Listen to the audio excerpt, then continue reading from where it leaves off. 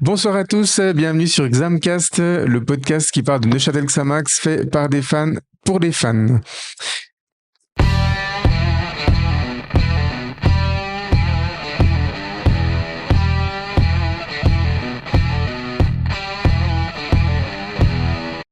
Alors, ce soir, pour cet épisode 17, je suis avec Alex. Salut Alex. Salut. Avec Sam. Salut Sam. Salut. Avec Michael. Salut Michael. Bonsoir. Avec Mathéo. Salut Mathéo. Salut. Et avec notre invité du jour, vous l'avez vu sur nos réseaux ce soir, on a l'honneur et le plaisir d'accueillir Dissipé Barricadier. Salut Dissipé. Salut les gars. C'est un grand plaisir de te recevoir ce soir à l'antenne de Xamcast. Et puis voilà, tu nous parleras un petit peu plus de toi, de tes projets et de ton expérience de supporter de notre si beau club lors de la rubrique qui te sera consacrée. Merci Alors, pour au l'invite. sommaire, oui. Alors, au sommaire de cet épisode 17, donc, on va commencer par un sujet un petit peu plus personnel, puisque Alex nous parlera de son TPA, qui, vous le verrez, est en lien avec le club. Autrement, on le proposerait pas au sommaire de cet épisode. Un point mercato où vos animateurs et l'invité du soir ont souhaité parler bien évidemment de l'actualité mercato de cette semaine. C'était le départ de Franck Surdé. On fera notre débriefing du match de vendredi, puisque c'était la reprise ce week-end en Challenge League avec la réception du FC Baden à la Maladière, la rubrique consacrée à Dissipé, et puis le grand retour de la stat inutile mais indispensable, où nous parlerons de notre prochain adversaire, le FC Vaduz. Jingle.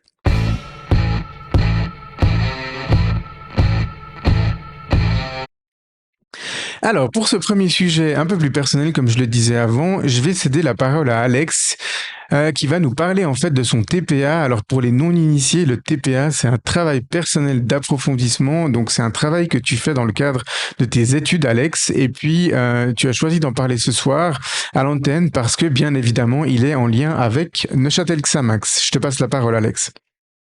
Alors merci. Alors pour mener à bien la fin de mon apprentissage, j'ai dû faire ce TPA que j'ai rendu il y a une semaine. Puis on avait le choix libre sur les thèmes. Et moi, bien évidemment, en tant que passionné de Neuchâtel, j'ai choisi Xamax. Et puis après, dans le thème qu'on choisissait, il fallait choisir 3 points qui étaient du style économique, culturel, etc. Et moi, dans ces 3 points, j'ai choisi l'économie, la culture et puis l'éthique. Puis on devait poser 3 questions. Puis mes 3 questions, c'était qu'est-ce qui a... C'était... comment s'explique la faillite du club en 2012? Et là, j'ai expliqué plus ou moins la faillite, tout ce qui s'est passé, qu'est-ce qui a fait que si on en est arrivé là. Ensuite, j'ai quand même expliqué comment on est revenu. Ensuite, la deuxième question, c'était qu'est-ce qui fait que Xamax c'est plus qu'un club, pour ceux qui le suivent. Donc j'ai expliqué toute l'histoire avec la famille Facchinetti, les différents présidents, l'arrivée de la famille Bangli, etc. Et ensuite, ma dernière question, c'était qu'est-ce que fait Xamax pour le développement moral des jeunes joueurs. Et là, j'ai expliqué tout ce que la préparation ils faisaient, tout ce qui était éthique sportive, ils apprenaient le leadership à ceux qui étaient motivés à être capitaine, etc. Et tout ça, ça a fait que ça a complété mon TPA et ça me ferait une note pour la fin de mon apprentissage. Ok, alors c'est super intéressant. Donc tu l'as dit, tu viens de rendre ton travail il y a quelques jours. Tu auras exactement. quand le résultat de ton travail? C'est malheureusement un peu mal fait parce que selon comment notre prof nous a expliqué, selon comment on recevra la note, on saura déjà qu'on a notre CFC. Ok, c'est étrange, effectivement. Mais voilà, c'est pas nous qui faisons les Non. règlements. Donc, à noter que c'était quelque chose qui était participatif, hein. Tu as eu besoin un petit peu de récolter des Oui, avis et puis on avait exactement. partagé, peut-être vous vous en souvenez, chers auditeurs, on avait partagé sur nos réseaux le lien pour aller aider Alex finalement à faire son travail. Donc, bah ouais, on te tient les pouces. On espère que voilà, ça sera tout bon pour toi pour la fin de ton CFC. Si un de tes collègues animateurs ou un auditeur ou même des gens du club, puisqu'on sait qu'on est maintenant écouté par des représentants et des joueurs du club, sont intéressés à lire ton travail après coup, tu le mettrais à disposition? Oui, volontiers. Ok, donc n'hésitez pas, chers auditeurs, si voilà vous êtes intéressés par lire le produit du travail d'Alex, eh ben c'est volontiers qui vous le partagera puisque ben voilà il a choisi de le faire avec le club, enfin en lien avec le club, donc c'est voilà probablement très très intéressant à lire pour tous les fans du club ou les gens qui gravitent aussi autour du club, puisque ouais, tu as choisi quand même des questions assez larges et puis assez intéressantes aussi, qui touchent pas forcément directement au football pur, mais Euh, voilà. Du coup, je sais pas si mes collègues animateurs ont envie de réagir. C'est pas, moi, je trouve très intéressant comme vision globale de ce travail parce que on a tous été marqués d'une manière ou d'une autre par les événements qui se sont déroulés ces dernières années, la faillite, bien évidemment, parce que au-delà de la situation actuelle de notre club, c'est vrai qu'on est reparti quand même de très très bas et que même si on s'y attendait plus ou moins tous, à un moment donné, ça a été une immense claque. Et c'est intéressant d'y revenir près d'une décennie plus tard, de revenir sur un événement comme ça, de façon un peu plus posée, en essayant de comprendre un peu plus techniquement pourquoi on avait des dettes, pourquoi tout ça s'est passé. Je trouve vraiment sympa que tu te sois penché dessus, parce que ça concerne finalement tous les supporters du club et tous les amateurs de ce canton. Ouais, et puis on salue aussi tout le travail d'Alex parce que ce que vous savez pas, c'est qu'il est en Tchétchénie pour interroger Boulat Chagaïev. Donc, donc voilà, la police suisse n'a pas réussi à appréhender Boulat Chagaïev, mais Alex, lui, oui. Donc gros boulot d'Alex. À Xamcast, on est au top, quoi. La cellule Chapeau. enquête Au qui a niveau fait interview et tourner. journalisme, on est gentiment au top, là. Du coup. Donc ouais, ben voilà, force à toi Alex, et puis on espère que tu auras tout le succès que tu mérites, en tout cas à la hauteur de l'investissement que tu as fait autour de ce travail. Merci beaucoup.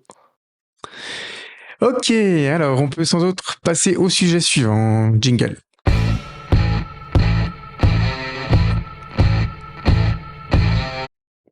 Alors, le sujet suivant, un point mercato. Alors, on en avait fait déjà un il y a 2 semaines lors de notre épisode de reprise.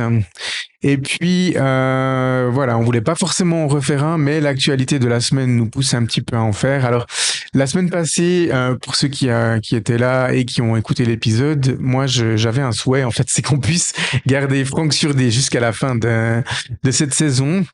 Voilà, de plus en plus, c'était dans l'air du temps. Et puis, les craintes, en tout cas d'un point de vue supporter pur du club que l'on avait, bah, se sont avérées fondées. Et donc, c'est ce jeudi soir que le club, le joueur et du coup, enfin, les deux clubs et le joueur ont officialisé le départ de Franck Surdé à la Gantoise en Belgique. Voilà. Vous avez réagi comment, messieurs, quand vous avez ouvert vos réseaux et puis que vous avez vu ça? Alors, Bah, du moi, coup. ouais, bah, moi, je l'ai, étant à l'armée, je l'ai appris un peu aléatoirement 2 jours après tout le monde. Mais, mais sinon, Donc il a vécu 2 jours de bonheur supplémentaire, Michael. Ok. voilà. Non, alors sinon, pas. Je sais pas, pas spécialement surpris en fait. Hein. C'est vrai que comme tu disais, c'était dans l'air du temps. Maintenant, c'est sûr que on en avait discuté à l'antenne. On attendait, on espérait que qu'il y ait une solution pour qu'il puisse rester. Mais moi aussi, j'émettais le fait que mon hypothèse comme quoi je m'attendais à ce que si un club s'intéresse à lui, ce serait par rapport à un Tekame où tu peux peut-être te dire voilà tu restes 6 mois et on te prend l'année prochaine parce que t'es de toute façon pas encore prêt. Un Franck Surdé, je m'attendais à ce que le club qui s'intéresse à lui le voit tout de suite comme une opportunité, comme une option en sortie de banc. Donc ouais, pas surpris qu'avec lui on n'ait pas pu avoir cette possibilité de près de 6 mois.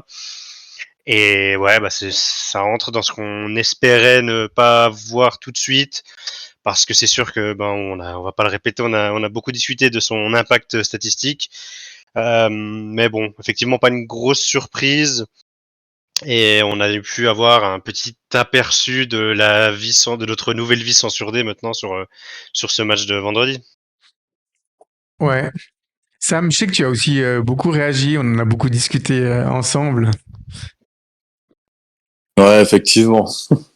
Ah, bah, quand j'ai vu la nouvelle, c'est vrai que comme chaque supporter, ça m'a un peu, si je peux utiliser ce terme, un peu fait chier. Mais après, bon, pour lui, c'est une très bonne opportunité. Je pense que c'était le bon club à, à prendre. Stogir, il a joué une bonne partie. Il est rentré à la 68e. Donc, c'est embêtant pour nous, supporters, parce qu'on aurait quand même voulu l'avoir jusqu'à la fin de la saison. Mais après, ben, on s'y attendait. Donc, le choc, il est moins violent que comme un transfert à la Gavranovic au Bron. On a eu la nouvelle sans avoir des échos derrière avant. Mhm. Dissipé, t'as aussi ressenti un peu un grand sentiment de vide quand t'as ouvert tes réseaux et que t'as vu cette news ou bien?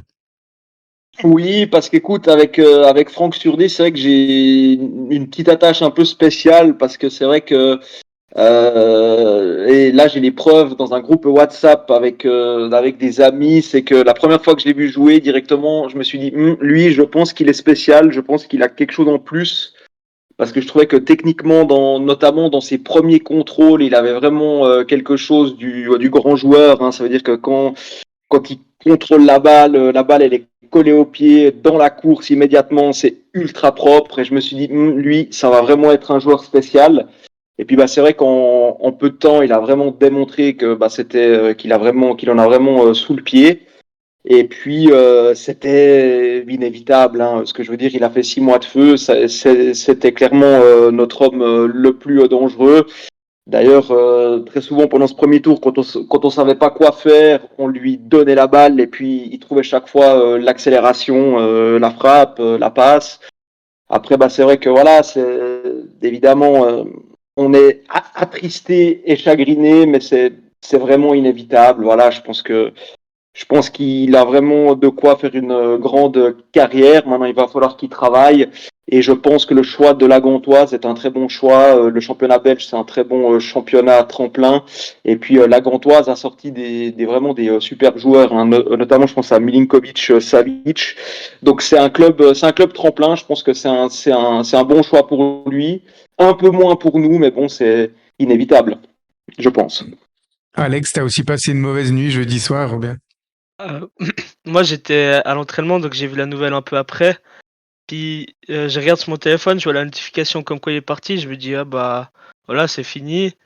Puis je me dis, bon, peut-être le lendemain il sera là à dire pour dire au revoir, tout ça. Puis après, je vais voir sur Instagram, je vois la vidéo, il est déjà là-bas. Je me dis, ah bon, bah c'est vraiment fini. Puis bah, après, comme tout le monde a un peu dit, c'est ce qui devait arriver. Puis c'est arrivé. Puis voilà quoi. En tout cas, DCP, t'as été bon parce que j'avoue que moi, quand je regardais les M21, c'est pas celui qui m'a le plus tapé dans l'œil au début. Mais après, c'est clair que ses débuts en pro ont tout de suite été très satisfaisants. Mais ouais, en tout cas, t'as été bon. C'est vrai que dans les M21, il y avait Alili, il y avait, je pense aussi que Dakouri jouait déjà à ce moment-là en deuxième ligue inter. C'est pas celui qui m'avait le plus tapé dans l'œil et il a eu une vraie progression très rapide. Et ouais, mais maintenant il atteint une étape assez logique de sa carrière. Ouais, moi je le Ouais, verrais parce bien que un jour finir à la Juventus d'Allegri par exemple. Donc, non, alors écoute, non, parce que écoute, il va finir à jouer latéral gauche dans une défense à 5 bloquée. Non, non, non, non, je pense qu'il a meilleur temps d'arrêter le foot, de faire du tir à l'arc. Non, non, non, non, non, non, il faut pas, il faut pas. Non, non, ok, non, non, Mathéo, non. toi t'as passé un super jeudi soir du coup.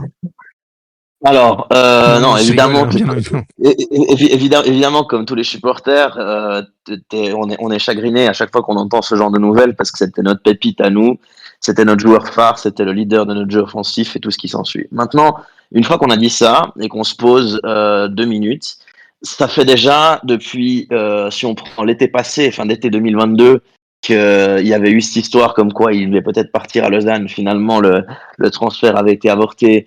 Et la façon dont ça avait été fait, je pense personnellement que ça a eu peut-être une petite influence sur l'ambiance du vestiaire en début de saison et le début de saison qu'on a fait. Là, il avait fait un début de saison exceptionnel. Ça fait déjà quelques mercatos qu'on était en train de résister et on avait vu il y a quelques jours que Servette était aussi dessus.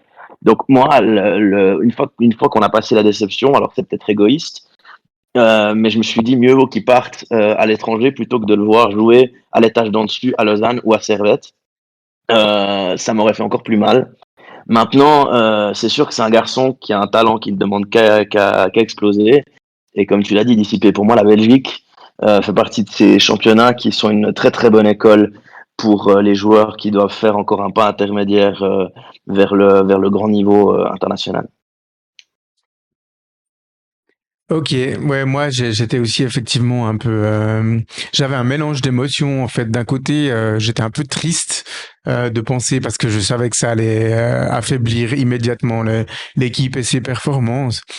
Et puis de l'autre côté, j'étais content parce que Franck, c'est vraiment un super gars. Et puis il mérite ce qui lui arrive finalement. Il a montré. En tout cas, qu'il avait un super niveau déjà maintenant pour la Challenge League. Il aurait pas du tout été ridicule en Super League, peu importe le club qu'il aurait choisi s'il avait évolué en Super League. Mais que voilà, il a démontré aussi un sacré potentiel qui demande encore à être développé et à être poli. Donc voilà, ça peut être un joueur clé finalement pour l'équipe suisse de ces prochaines années. Hein. On va pas se cacher. Comme Cédric Zessiger l'est potentiellement maintenant. Alors il est encore barré à son poste, mais ça sera potentiellement un joueur important des prochaines années, qui est un talent de Neuchâtel Xamax. Donc on espère aussi que Franck Surdé suive une trajectoire similaire. Il se développe, il a eu du temps de jeu, il performe, et puis ensuite il soit appelé par notre sélectionneur, notre futur sélectionneur, parce que je pense qu'il y aura un changement de sélectionneur en juin prochain, à mon avis, ou en juillet prochain plutôt. Mais Prédiction. prédiction, voilà, prédiction. Donc ouais, voilà. Merci Franck pour tout ce que tu as fait pour l'équipe, et puis voilà, bonne chance à toi pour la suite. Et puis voilà, on espère que l'équipe va pouvoir aussi réagir à ton départ, et puis va combler toutes les passes décisives et puis tous les buts que tu as marqués sur ces 6 mois. Oui, Voilà. et puis aussi, il y a le fait que, alors on parlait déjà d'Atekame et des 6 mois qu'on a que le club a à sa disposition pour travailler à son remplaçant. Là, j'ai aussi envie de dire, là, je comprends tout à fait qu'on puisse pas forcément combler le départ sur ce mercato d'hiver, et à la limite, pas de souci avec ça. C'est vrai qu'on a des joueurs qui jouaient pas beaucoup. Bon, ben, il faut aussi maintenant qu'ils réussissent à monter un peu leur niveau de jeu et à prendre cette place. Par contre, c'est vrai que je vais maintenir, voire même encore plus, maintenant qu'on connaît la somme à peu près de ce transfert qui est quand même très élevé.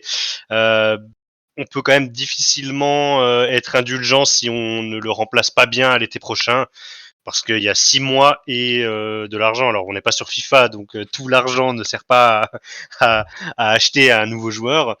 Mais voilà, c'est vrai quand même que là, il n'y a pas trop d'excuses pour mal remplacer Franck Surdé, et on attendra le club au tournant là-dessus cet été, comme je l'évoquais avec Atekame, mais encore plus, d'autant plus parce que Surdé, ben, on connaît à peu près son prix, et donc on sait à peu près que voilà, il y a quand même de l'argent, quoi. C'est ça. On n'oublie pas que voilà, les footballeurs, c'est aussi leur gagne-pain, et puis que les arguments financiers sont quelque part aussi importants pour eux. Ils ont des carrières en plus courtes que nos métiers à nous, par exemple. Donc c'est un argument très très important. On sait que il y a maintenant 2 ans, le club avait commencé déjà en janvier-février les tractations avec Danilo Del Toro. Moi, j'ai un peu des attentes de ce type-là, c'est-à-dire que comment on scoute déjà, on a déjà des profils en vue, voire des noms, qu'on approche les joueurs, les agents de joueurs, et qu'on commence un peu à discuter. Cet argent-là, il doit effectivement servir aussi un peu alors même si c'est pas forcément à acheter un joueur via une indemnité, mais elle doit servir en tout cas à augmenter un peu la masse salariale de l'équipe, de l'infrastructure et autres. Donc on doit passer un palier. Oui, totalement. Depuis longtemps, on disait, ben, Neuchâtel Xamax maintenant, on fait monter des joueurs, on les vend, c'est un peu notre modèle de business. Maintenant qu'on a des joueurs qui rapportent beaucoup, alors on a eu des ventes, Marena Selassie, Louis Mafuta, Niki Belloko, qui ont rapporté quelques centaines de milliers de francs au club, mais là on est dans des montants effectivement supérieurs si on additionne la vente de Franck Surdé et celle de Zachary à TKM. Donc ouais, j'ai pas forcément des attentes là pour le maintenant, pour ce mercato là, puisque Uli Forte nous l'a dit en entretien, mais c'est quelque chose qu'on sait aussi. Si on suit un peu le foot, c'est très difficile d'aller chercher des joueurs au mois de janvier. Soit c'est des joueurs qui sont déjà en club et il faut payer une indemnité pour les attirer, ou alors on se fait prêter des joueurs, mais on n'a pas forcément envie d'avoir une politique de prêt là actuellement. Ou alors on prend des joueurs qui sont sans contrat, mais s'ils sont sans contrat là, ben ça veut dire que ça fait minimum 6 mois qu'ils jouent pas en compétition. Donc c'est toujours un mercato très compliqué à mener. On trouve pas toujours des bonnes trouvailles à ce moment-là. Je pense que la Niki Bellocco c'était un peu l'exception là-dedans, mais sinon on a eu très très peu de succès sur le mercato hivernal depuis maintenant 4-5 ans. Donc voilà, préparons la prochaine saison et puis on espère que voilà quelques joueurs de l'effectif actuel élèvent un petit peu leur niveau de jeu et puis voilà maintiennent Xamax le plus rapidement possible hors de la zone dangereuse, parce qu'on y reviendra dans le débriefing contre Baden, mais la zone dangereuse elle est toujours pas loin. Hein. Donc voilà. Je sais pas si vous avez encore envie un peu de réagir au départ de Franck Surdé. Non mais ouais, en tout cas c'est bien, c'est exactement ce que t'as dit quoi. Il faut quand même être réaliste sur le fait que, encore une fois, aucun souci avec le fait que ce soit pas remplacé tout de suite, parce qu'il faut être réaliste, hein, bien sûr. C'est pas parce que t'as transféré un joueur, que t'as un peu d'argent, que tout de suite tu peux te permettre de faire des choses, parce que ça reste quand même un club qui va pas pouvoir attirer n'importe quel joueur à n'importe quel moment, et puis avec ce mercato c'est compliqué en hiver. Mais voilà, ouais, c'est clair qu'on peut quand même avoir un minimum d'attente sur la suite. Sinon, eh ben, on s'enorgueille un petit peu sur ce million pour rien, quoi. S'il y a aucun impact sur le sportif. Ouais, totalement. D'autres réactions, messieurs? Non. Alors, qui ne dit rien consent, donc on peut sans doute passer à la rubrique suivante. Jingle.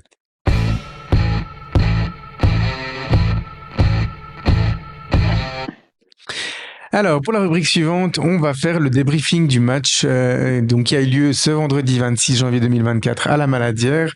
On recevait le FC Baden. Alors, les chroniqueurs de Xamcast présents la semaine passée en faisaient le candidat numéro 1 à la relégation. Uli Forte avait annoncé dans la presse vouloir réussir un bon début de second tour en faisant les 3 points contre le FC Baden. Malheureusement pour nous, ça n'a pas été le cas. Alors, on part quand même avec 1 point. On n'a pas été battu par le FC Baden, mais au vu de la physionomie du match, c'est clairement 2 points de perdus.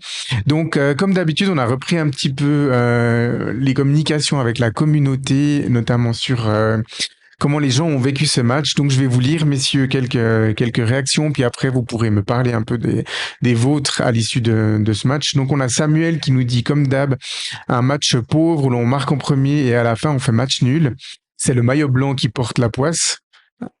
On a Bastien qui nous dit des regrets parce qu'on n'arrive pas à changer, on joue pas mal, mais beaucoup de peine à marquer et c'est toujours la même chose, rien ne change. Enzo, lui, il a été bref, il a dit déçu. Ensuite, on a Victor qui nous dit frustrant, mais Xamax n'a pas extrêmement dominé, contrairement à d'autres matchs où on se le fait voler. Grégoire, qui a été notre invité, on te salue Grégoire, qui nous dit un match qui ne reflète pas du tout nos attentes, vraiment déçu du score et de la prestation. Ensuite, on a Julien qui nous dit alors moi, j'ai pas été convaincu par le 3-4-3, le 4-4-2 me paraît plus adapté aux joueurs à disposition. On pourra en débattre, messieurs aussi. Kylian, ou Kylian, je sais pas comment on prononce ton prénom, il y a les 2 versions. On est limité en termes d'effectifs, seuls 11 ou 12 joueurs sont au niveau. La réaction de notre invité du soir, on va pas la donner puisqu'il va en parler lui-même. On te remercie Dissipé de ta petite participation sur les réseaux. Et puis on a Arca, alors on s'excuse, on connaît pas ton prénom, mais c'est ton pseudo Insta du coup que je cite, qui nous dit match ennuyeux, sans peps, manque de créativité, la saison va être longue. Voilà, alors on vous remercie déjà parce que vous avez été beaucoup à réagir par rapport à d'autres matchs. Ça veut dire que la communauté Xamcast elle grandit petit à petit et ça nous fait bien plaisir. Et puis, il y a pas mal de réactions avec divers avis qui sont sujets à débat. Et ici, les animateurs, on aime bien débattre.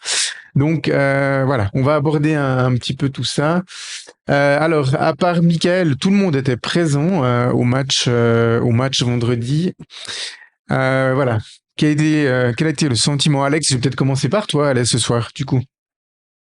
Oh, bah, le sentiment, c'est que bah, on mène le match comme d'habitude, et puis bah, au final, on se prend un but sorti de nulle part, comme souvent, puis bah, c'est frustrant. Ouais. Sam, toi, t'étais comment avant, puis surtout après le match, finalement? Bah alors avant, je le sentais bien. Comme je t'avais dit quand on s'est croisé au stade, je sentais bien le match. Mais finalement, au fil des minutes du match, j'ai réalisé qu'au final, c'était à peu près la même chose que d'habitude. Il y a beaucoup de déchets dans le jeu, puis offensivement, on n'a pas eu grand chose. Quand il y a des choses qui se passent offensivement, je suis le premier à me lever de mon siège et puis à me tendre. Et là, j'ai pas dû me lever de mon siège, donc j'étais un peu déçu. Et à la fin, ben, le score, encore déçu, parce que c'était un match vraiment où les 3 points, ils devaient être faits. Donc voilà. Très clairement, ouais. Mathéo? Ouais, alors c'est un sentiment qu'on a souvent, malheureusement auquel on s'est habitué non seulement cette saison, mais ces dernières saisons, avec voilà, au final une entame de match qui n'était pas des plus parfaites, mais qui devenait parfaite avec l'ouverture du score finalement, parce que je trouve que malgré le fait on n'ait pas pris le match à bras le corps comme il fallait le faire, la première demi-heure on résiste quand même, on a Guivarch qui fait un bel arrêt sur un coup franc qui lui arrive direct dessus, on ouvre le score avec ce penalty. Et puis ensuite, on n'arrive tellement pas à fermer le sac, à tuer le match, que personnellement, l'égalisation, je la voyais venir depuis 10 minutes avant la minute à laquelle elle a été marquée. Et c'est un sentiment ouais, de bizarre, parce qu'il y a pas l'agressivité même qu'il devrait y avoir sur les moments clés, notamment sur l'égalisation. La frappe est magnifique. On laisse beaucoup trop d'espace aux joueurs de Baden qui égalisent. C'est un sentiment général de frustration où cette maladière n'est pas la forteresse qui serait souhaitée par ses supporters, quoi. Ouais. Dissipé, t'étais aussi au match. T'étais comment à la fin? Bah écoute, un peu résigné, un peu frustré, parce que j'ai l'impression que ce genre de match, 10 minutes avant le but, je me suis tourné vers JP qui était à côté de moi en D4 et je lui ai dit, je sens que ce match va virer en cuvée carotte banane et c'est effectivement ce qu'il y a eu, c'est que La cuvée comme carotte souvent. banane. Alors, est-ce que tu peux nous expliquer un petit peu cette expression, la cuvée carotte banane? C'est peut-être une Oui, expression que tu as avec JP. Donc, JP, pour ceux qui savent pas, c'est aussi un fidèle. C'est Jean-Paul qui est journaliste sur une célèbre radio, hein, une célèbre radio du canton de Neuchâtel qu'on ne citera pas là. Mais voilà, on le salue oui, d'ailleurs, JP. On sait Qui que tu fais commence partie de par nos N, auditeurs. qui commence par R accessoirement, enfin voilà. C'est ça. Mais qu'on ne cite pas. bah, bah écoute, c'est qu'au fait, je sentais le but arriver et qu'on allait se la prendre, quoi. C'était dans l'air parce qu'on faisait plus rien depuis longtemps. Et puis, moi, ce que j'arrive pas en fait à comprendre, c'est que j'ai l'impression, je sais pas, moi j'ai l'impression honnêtement que avec les caractéristiques de nos joueurs et j'ai l'impression qu'on devrait jouer un peu plus bas et qu'on devrait jouer en transition rapide. Et j'ai l'impression que les joueurs, eux, je sais pas s'ils adhèrent vraiment à ça. Je pense, voilà, je, je pense un petit peu il y a un peu deux choses, c'est que les joueurs voudraient jouer différemment, mais je sais pas si Forte aussi, il hésite un peu entre jouer un peu plus bas, un peu plus haut, et je pense que on devrait trancher. Enfin, moi, personnellement, je suis pas très fan de une fois mettre la défense à 3, une fois la mettre à 4. Je pense qu'il faut trancher, qu'il faut choisir une façon de jouer parce que j'ai l'impression qu'on a un peu le cul entre deux chaises, quoi. Et que moi, personnellement, je jouerais avec une défense à 4 et je jouerais avec un bloc un peu plus bas parce que je pense qu'avec les joueurs qu'on a, et il y a aussi un paramètre important, c'est qu'on a des défenseurs qui sont assez lents, et je pense que si on joue un peu plus bas, ils vont être moins aussi en difficulté. Mais j'ai l'impression que l'équipe, alors soit elle n'est pas très très emballée par le plan de jeu, soit ils sont un peu pris au fait entre deux. Et c'est pour ça que j'ai l'impression que des fois, je sais pas, j'ai un peu l'impression qu'on sait pas trop quoi faire. Ou, je sais pas, je sens un peu les joueurs un peu perdus. Voilà, j'ai l'impression que c'est pas très très clair. Hmm. Michael, alors bah toi t'as pas vu le match puisque tu étais occupé à la défense de la patrie, mais Évidemment. alors puis contrairement à ce que tu nous disais à l'avant-saison, t'as pas voulu regarder le match en entier en replay, hein, du coup. Non, mais j'ai pas trouvé tout le temps que je voulais, mais j'ai quand même vu des gros bouts. Donc ouais, pour moi, je j'ai pas de. Je comprends totalement ce ressenti là de savoir quand ça va mal tourner parce qu'on est un peu trop habitué. Évidemment, moi les grands bouts de replay que j'ai vus, donc moi connaissant le score, je pouvais pas avoir ce sentiment-là. Hein, mais je le ressens aussi par moments et c'est vrai que ça nous c'est en plus, le pire, c'est que ces derniers temps, on se trompe rarement et on n'est pas forcément trop pessimiste. Ça finit par arriver. C'est vrai qu'il y a un petit peu de lassitude par rapport à ça, mais sinon, ben, moi, quand j'ai vu seulement le score au début, j'étais déçu. J'ai vu l'ouverture du score. Enfin, j'ai vu qu'il y avait un 0. Je me dis, bon, ok, on marque ce penalty, pourquoi pas. On se prend un but à la 80e minute et je me dis, c'est tellement nous, en fait. Et voilà. Mais ouais, quand même une bonne déception pour ce que disait Dissipé. Alors bon, la hauteur du bloc et tout, elle est aussi potentiellement conditionnée par l'adversaire. C'est sûr que Baden, c'est peut-être plus compliqué. Enfin, c'est une équipe qui voudra pas qu'on leur laisse l'initiative de 60% de balles. 65% de balles et c'est pas forcément une équipe qui va vouloir jouer peut-être haut tout le match, mais après c'est vrai que c'est un sentiment que je comprends sur aussi d'autres matchs. Donc, on pourrait imaginer jouer souvent plus bas et s'adapter face à un adversaire comme Baden qui eux-mêmes ne chercheront pas forcément à avoir l'initiative du jeu. Sur la compo de départ, je sais pas, moi, c'est vrai que maintenant qu'on a des latéraux fonctionnels et compétents, parce un duo Nsakala, Atekame dans une défense à 4, c'est quand même vraiment de très très bons latéraux. Le 4-4-2 tenté en pré-saison, enfin en intersaison pourrait être intéressant parce que pourrait vraiment être ça pourrait avoir du sens. En plus, Uli Forte expliquait il avait tenté ça pour chercher des duos un peu différents en attaque. Et moi, je trouve que ce serait peut-être bien d'avoir un Simon Rapp moins esselé parce que j'ai un peu du mal à comprendre euh, vraiment ce qu'il peut apporter dans le jeu. Je trouve il est trop souvent déconnecté.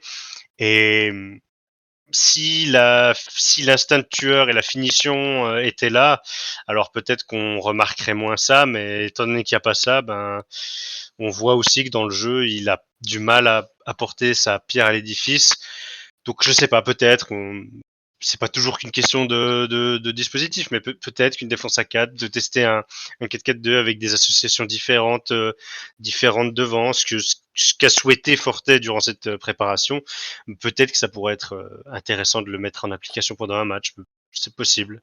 Ouais, je vous rejoins totalement, hein, messieurs. C'est vrai que avant le coup d'envoi, la formation et le dispositif tactique, c'était vraiment un des grands enjeux parce que on avait l'impression pour la première fois depuis le début de la saison, à part peut-être le match, les deux, trois premiers matchs, on va dire, que Uli Forte avait vraiment la possibilité d'aligner une équipe, soit en 4-4-2 ou en 4-2-3-1 ou en 3-4-3, en mettant vraiment chaque joueur à son bon poste sur le terrain. Donc il avait vraiment l'opportunité.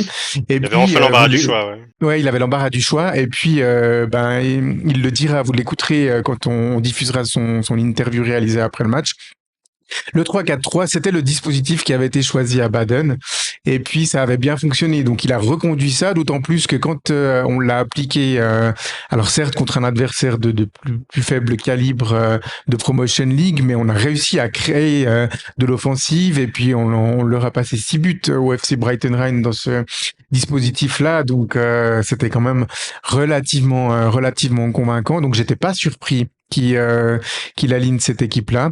Et puis jusqu'à la demi-heure à peu près. Alors je pense qu'il décide un peu de changer le dispositif après l'ouverture du score. Moi j'ai vraiment vu les joueurs se réaligner après avoir été salué Fat Kitsch.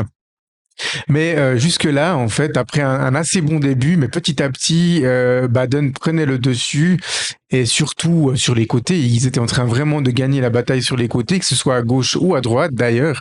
Et le danger arrivait. Ils se sont créés plusieurs corners. Il y a eu des situations un peu litigieuses avec des dégagements dans les tribunes, pas toujours bien maîtrisés. Donc on se disait, là, ça sentait pas bon. Il fallait faire quelque chose. Alors, l'ouverture du score de Kenan Fatkic sur un penalty, pour moi indiscutable, mais j'ai pas revu les images. Elle arrive totalement contre le cours du jeu. À ce moment-là, on marque, mais on était plus proche d'une ouverture du score de Baden que de Xamax. À ce moment-là, on avait toutes les peines du monde à garder le ballon déjà, puis ensuite à aller vers l'avant et puis à se créer des occasions. Donc ouverture du score et puis Forte fait ce changement tactique. Pas grand-chose à se mettre sous la dent hein, jusqu'à la mi-temps. Vous êtes d'accord, messieurs? Depuis l'ouverture du score, Baden a essayé de prendre un peu de jeu à son compte, mais ils n'ont pas eu de grosses occasions. Et puis on a été relativement serein, on va dire, jusqu'à la mi-temps. Et puis, moi, à la mi-temps, je me dis, mais voilà, on revient au deuxième mi-temps. Alors, on reste dans ce dispositif. On était dans un espèce de 4-2-3, hein, j'ai l'impression, parce que Rap était vraiment seul en pointe. Et puis, Del Toro et Autier animaient les côtés. Abedini avait monté d'un cran. Je me disais, mais voilà, maintenant, il faudra un petit peu serrer le jeu derrière et puis aller se procurer les occasions et puis les concrétiser. Moi, je suis convaincu que si on avait réussi à mettre ce deuxième but, Baden ne serait pas revenu. Donc, c'était un sentiment bizarre. En même temps, je suis d'accord avec vous, messieurs, on sentait potentiellement que l'égalisation elle allait arriver pour deux raisons. La première, c'est que on se créait les occasions, mais on tuait pas le match, on les mettait pas au fond. Danilo Del Toro, il y a Tekame aussi qui a eu une occasion, puis Rap, mais c'était après l'égalisation au final. Et puis on sentait que derrière, on n'était pas serein. Dès que Baden arrivait à monter un peu, eh ben on était vite dans nos petits souliers. Il y avait deux, trois approximations, des fois des pertes de balles au milieu de terrain où on sentait que les autres étaient capables de se projeter assez rapidement. Donc tout comme vous, j'étais absolument pas serein. Et puis, ce qui devait arriver arriva. Alors, comment vous avez vécu précisément cette égalisation qui était un peu particulière là? Qui a envie de réagir sur cette égalisation? Personnellement, je l'ai vécu comme une notification, mais je vais laisser parler les autres. Non, sur le moment, il y a un sentiment, enfin, il y a un peu c'est peut-être un peu mes origines latines qui ressortent, mais il y a un peu tous les jurons qui peuvent intérieurement partir dans mon cerveau et qui sortent pas de ma bouche. Parce que comme on disait, c'est frustrant et il y a vraiment ce sentiment, on a envie de tout envoyer balancer quand on voit un match pour lequel on avait réussi justement à prendre les devants malgré un premier moment difficile auquel on avait réussi à résister et que ça se termine comme ça, quand on voyait venir, comme je disais, l'égalisation depuis 10 minutes, c'était un sentiment de frustration terrible depuis les tribunes, parce que ça a beau se répéter, en fait, ça nous énerve chaque fois plus, à chaque fois que ça arrive, j'ai l'impression. En tout cas, pour moi, c'est le cas. Donc, c'est un gros sentiment de colère, ouais. Ouais, les autres.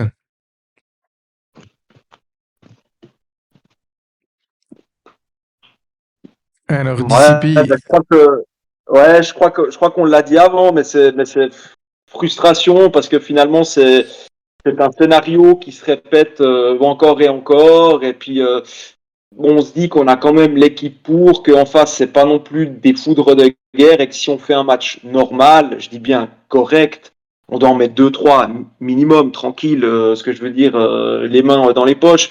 Et le problème, c'est qu'on n'arrive pas du tout à d'emballer le match, et on n'arrive pas surtout à avoir la maîtrise du match. Et c'est ça, en fait, le problème, c'est que on mène 1-0, mais on n'a pas vraiment la maîtrise du match. Et puis, bah, en fait, il suffit qu'il y ait un petit grain de sable, et puis voilà. Et puis, bah, c'est au fait exactement ce qu'il y a eu. Et c'est frustrant. Voilà. Rageant, frustrant. pour moi, cette égalisation, en fait, elle était pleine de symboles. Le premier symbole, des symboles qu'on retrouve depuis maintenant, en tout cas une saison et demie, voire plus, mais surtout depuis une saison et demie. Le premier, c'est cette incapacité vraiment à tuer le match, parce que alors on n'a pas eu des occasions, on n'a pas raté des énormes montagnes, mais c'était quand même des collines, on va dire ça comme ça. On a eu l'occasion de tuer le match, de terminer le match, mais voilà, la tête qui passe juste à côté, ou même des actions de but qui avortent avant qu'elles en deviennent des actions de but parce que la dernière passe ou l'avant-dernière passe sont pas tout à fait dans le bon timing, dans la bonne justesse, l'appel part pas du bon côté, ou alors il donne un peu trop tôt, puis il y a hors-jeu. Donc un petit peu voilà de manque de un peu tout pour se créer des grosses occasions et surtout finir les occasions et puis alourdir le score à ce moment-là. Pour moi c'est le premier symbole. Ensuite le deuxième symbole c'est finalement la perte sur l'égalisation, la perte de balle de Salim Ben Seguir. Alors Salim Ben Seguir, moi j'ai beaucoup aimé son entrée d'un point de vue offensif. Quand il est arrivé, il a redonné un certain dynamisme, un peu de percussion, et puis il a été intéressant. Et puis il a fait une grosse perte de balle au milieu du terrain. Mais elle était vraiment énorme, hein. C'est un ballon que tu peux pas perdre à ce niveau-là. Ça amène tout de suite une opportunité dangereuse. Et puis ça aussi, c'est assez symbolique pour moi parce que on n'arrive pas à gommer ces erreurs-là. Il y a toujours au minimum un joueur qui fait une grosse erreur, qui se paye cash derrière. Donc ça, pour moi, c'est le deuxième symbole. Et puis le troisième symbole, c'est, on l'entendra aussi dans les propos de Simone Rapp et d'Alex Winkler à l'interview. Mais le joueur, il se retrouve dans une position, mais il fait quand même un shoot assez incroyable. Et du coup, des buts où le joueur fait un shoot incroyable, un shoot improbable, il frappe un truc. Et ben, on en a beaucoup aussi depuis une année et demie. Et j'ai trouvé assez symbolique parce que Guy Varch, on a l'impression sur le direct que il peut arrêter ce ballon. Il vient pas si fort, il est cadré, mais il est pas non plus, il va pas nettoyer la lucarne en soi. Et puis non, en fait, tout le monde est surpris. Et puis le joueur fait le geste qu'il faut faire. Peut-être s'il la retente de 9 fois, 9 fois il la met à côté ou au-dessus, ou alors le gardien arrête le ballon. Donc il y a toujours le bon geste. Alors certains diront c'est un peu le hasard, d'autres diront oui, les équipes correctes, elles sont capables de profiter, même si elles n'ont pas 50 occasions, elles sont capables d'en profiter et puis de faire le geste qu'il faut au moment où il faut. Mais c'est un peu voilà, c'est dans ce sens-là où je trouvais que c'était une égalisation extrêmement symbolique. Et puis là, les émotions, on est tout de suite angoissé parce que moi, mon premier réflexe, c'est je regarde le tautomate et je me dis putain, il reste encore 10 minutes quoi. Donc c'est tout à fait possible qu'on parte de nouveau contre Baden avec un 1-2, mais avec un scénario un peu inversé par rapport à la dernière fois quoi, où on avait couru après le score sans jamais les remonter. Puis là, eux, ils remontent et ils nous dépassent sur le fil. Donc, alors heureusement, le scénario ne s'est pas produit et puis voilà, ça en est resté à 1-1, mais moi j'étais pas serein pour les 10 dernières minutes. Je me disais, je croyais plus à une victoire de Baden finalement que à une réaction d'orgueil et de caractère de notre équipe qui allait un peu comme ça à la rage et à la hargne chercher les 3 points. Alors ils ont essayé, hein, on va pas leur enlever ça. Et puis ils se sont pas contentés là-dessus. Et puis ils ont essayé d'aller chercher ce 2-1, mais la dynamique finalement restait la même que au moment où il fallait marquer le 2-0, où il y a trop peu de justesse et puis pas assez de percussion et de finition quoi quand on arrivait à se créer les occasions. Donc au final, Personne n'était un serein, match personne très n'était serein, frustrant. personne n'était serein dans le stade, je pense, au moment du 1 partout, parce on voyait bien hein, la tenue des 10 dernières minutes avant que Baden marque. Et d'un côté, on se dit oui, ok, si on est optimiste, on se dit bon, on a encore le temps de mettre le deuxième. Mais nous connaissant un petit peu, il y avait, je pense aussi, pour la plupart des spectateurs, en tout cas présents au stade, il y avait une certaine peur. Et c'est vrai que moi, c'est toujours ce qui m'embête avec ces frappes de loin, c'est qu'elles sont souvent bien placées et que c'est souvent le tir du dimanche, mais il y a beaucoup trop d'espace de la part de la ligne défensive pour le joueur qui peut ensuite tenter sa chance. Je trouve qu'on n'est pas assez agressif dans ces moments-là. Après, c'est un avis personnel, mais on n'est pas assez agressif pour empêcher déjà que le shoot il parte en direction du but. selon moi. Le problème, ça- c'est que c'est qu'on on perd la balle finalement sur une tentative de transition offensive. Donc l'équipe elle est en train de remonter à ce moment-là. On perd le ballon et on doit reculer. Et puis je te rejoins un petit peu Mathéos, mais c'est pas facile non plus de défendre dans ces moments-là parce que tu vois les joueurs arriver, mais en même temps tu dois être agressif sur le porteur du ballon, mais tout en reculant. Ça demande une cohésion d'équipe finalement, hein, où en même temps Ouais. on doit agresser le joueur qui est porteur du ballon, mais en même temps on doit aussi couper les potentielles lignes de passe pour éviter qu'on part tous sur le porteur du ballon, puis hop, il la glisse sur le côté, puis il y a un joueur qui part seul au but. C'est extrêmement compliqué de défendre des phases comme ça, mais en même temps c'est le job d'un footballeur de défendre des phases, c'est le job d'un défenseur de défendre des phases compliquées de jeu, des contre-attaques ou des choses comme ça. Enfin c'est vraiment le b.a.-ba du manuel du défenseur, quoi. Oui, et Mais puis, je pense aussi que ce match a révélé aussi quelque chose, c'est qu'on manque cruellement de leadership dans cette équipe parce que c'est vrai que quand on voit que l'équipe elle tourne plus, qu'il se passe rien sur le terrain, Forte il a besoin d'avoir un relais pour un peu secouer l'équipe. Et on a des joueurs intéressants, techniquement parlant, mais moi je vois aucun leader au fait qui justement quand les choses passent un peu moins bien, qui arrive un peu à secouer le cocotier. Et je crois qu'on perd beaucoup de points aussi à cause de ça. Hein. Parce que c'est vrai que personnellement, donc Vaden a égalisé à la 80e minute. Ça faisait 10, voire 15 bonnes minutes qu'on sentait que l'égalisation allait arriver. Donc à ce moment-là, sur le terrain, il doit y avoir, comme tu dis, effectivement, dissipé un relais qui cadre un peu tout ça, puis qui resserre là où il faut resserrer. Et puis, ouais, effectivement, je suis Oui, d'accord avec toi. parce que par exemple, dans un passé pas si lointain que ça, par exemple, un Dinardo, alors c'était pas un joueur qui était très beau à voir, mais il avait un leadership vraiment incroyable.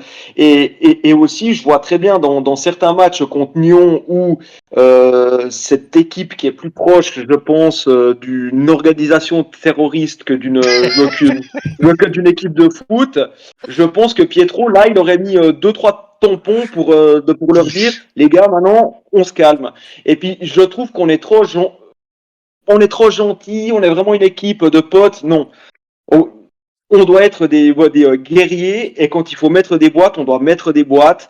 Quand ça va pas, il y a vraiment quelqu'un qui doit vraiment venir et puis vraiment secouer les choses. Et là, j'ai l'impression qu'il y a personne qui le fait et qu'on perd énormément de points en fait à cause de ça, quoi.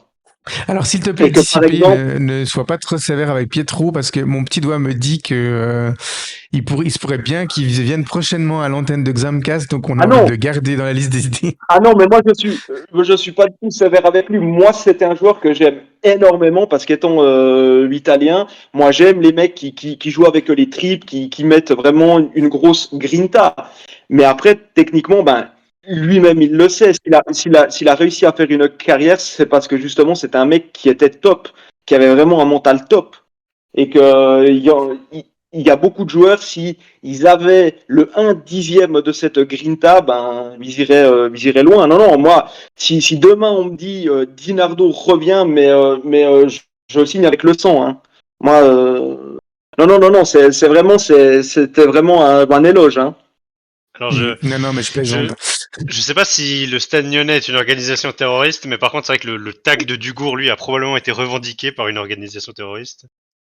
Oui, on a assez battu de ce tacle-là. On se réjouit de la future confrontation à Nyon qui aura lieu dans 2 semaines, hein, si je me trompe pas. Non, dans 3 semaines, pardon. Il y aura un match à Neuchâtel entre deux. Mais voilà, on se réjouit d'ores et déjà de ce déplacement. Mais voilà, donc ouais, un manque de leadership. Alors, du leadership après les buts, c'est clair, mais surtout avant, dans le sens de sentir un petit peu le vent qui est en train de tourner. Bah, c'est clair que Baden, à la 65e, ils sont menés au score, ils vont pousser un peu, mais on a l'impression qu'ils n'ont pas dû non plus pousser énormément pour que l'égalisation arrive. Donc, donc ouais, voilà. Gros manque de leadership, comme tu dis, ça manque un peu d'engulade sur le terrain, hein. Je suis d'accord. Donc voilà. Alors messieurs, je vous propose qu'on passe gentiment aux interviews que nous avons pu récolter. Alors on va déjà on va déjà écouter, pardon, le coach Uli Forte. Du coup, maintenant.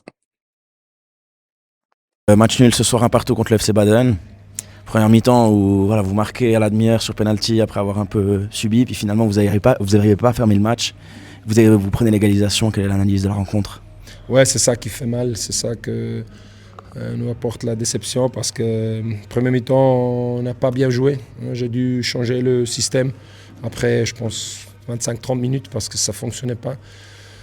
Et c'est ça le foot des fois. À Baden, on a joué la chaîne à 3 derrière avec les pistons et ça allait très bien. On a fait un très bon match. Aujourd'hui, ça ne fonctionnait pas, c'est pour ça que j'ai dû réagir. Après, c'était un peu mieux. On a pu marquer ce premier but sur penalty et deuxième mi-temps, on a eu beaucoup des occasions sur transition où on aurait dû fermer le match, tuer le match comme on dit en français. Et on a raté ça et c'est toujours la même histoire. On a déjà parlé beaucoup de ça.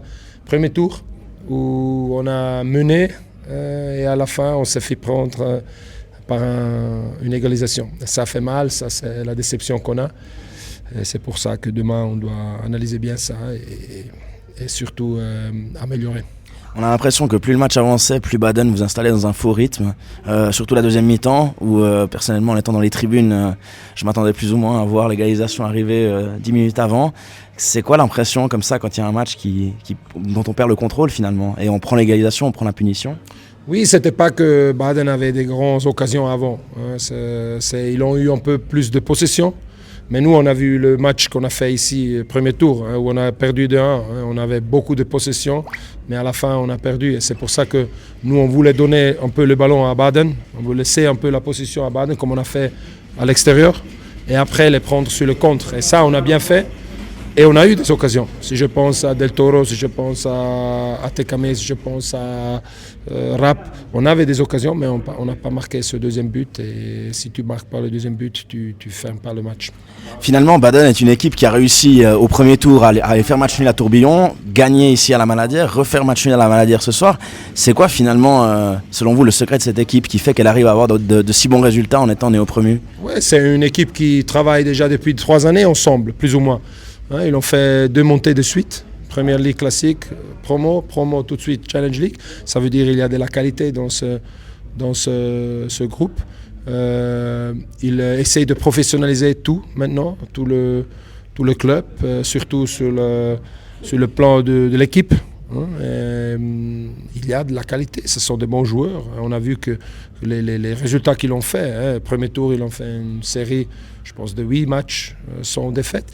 Il y a de la qualité et c'est toujours serré, mais c'est clair qu'on voulait absolument se opposer à Baden et faire les 3 points. Et ça nous a manqué ce soir. Uli, encore un petit mot sur Fabrice Nsakala. On l'a vu un peu grincer des dents en première mi-temps et par moments en deuxième mi-temps. Il va bien?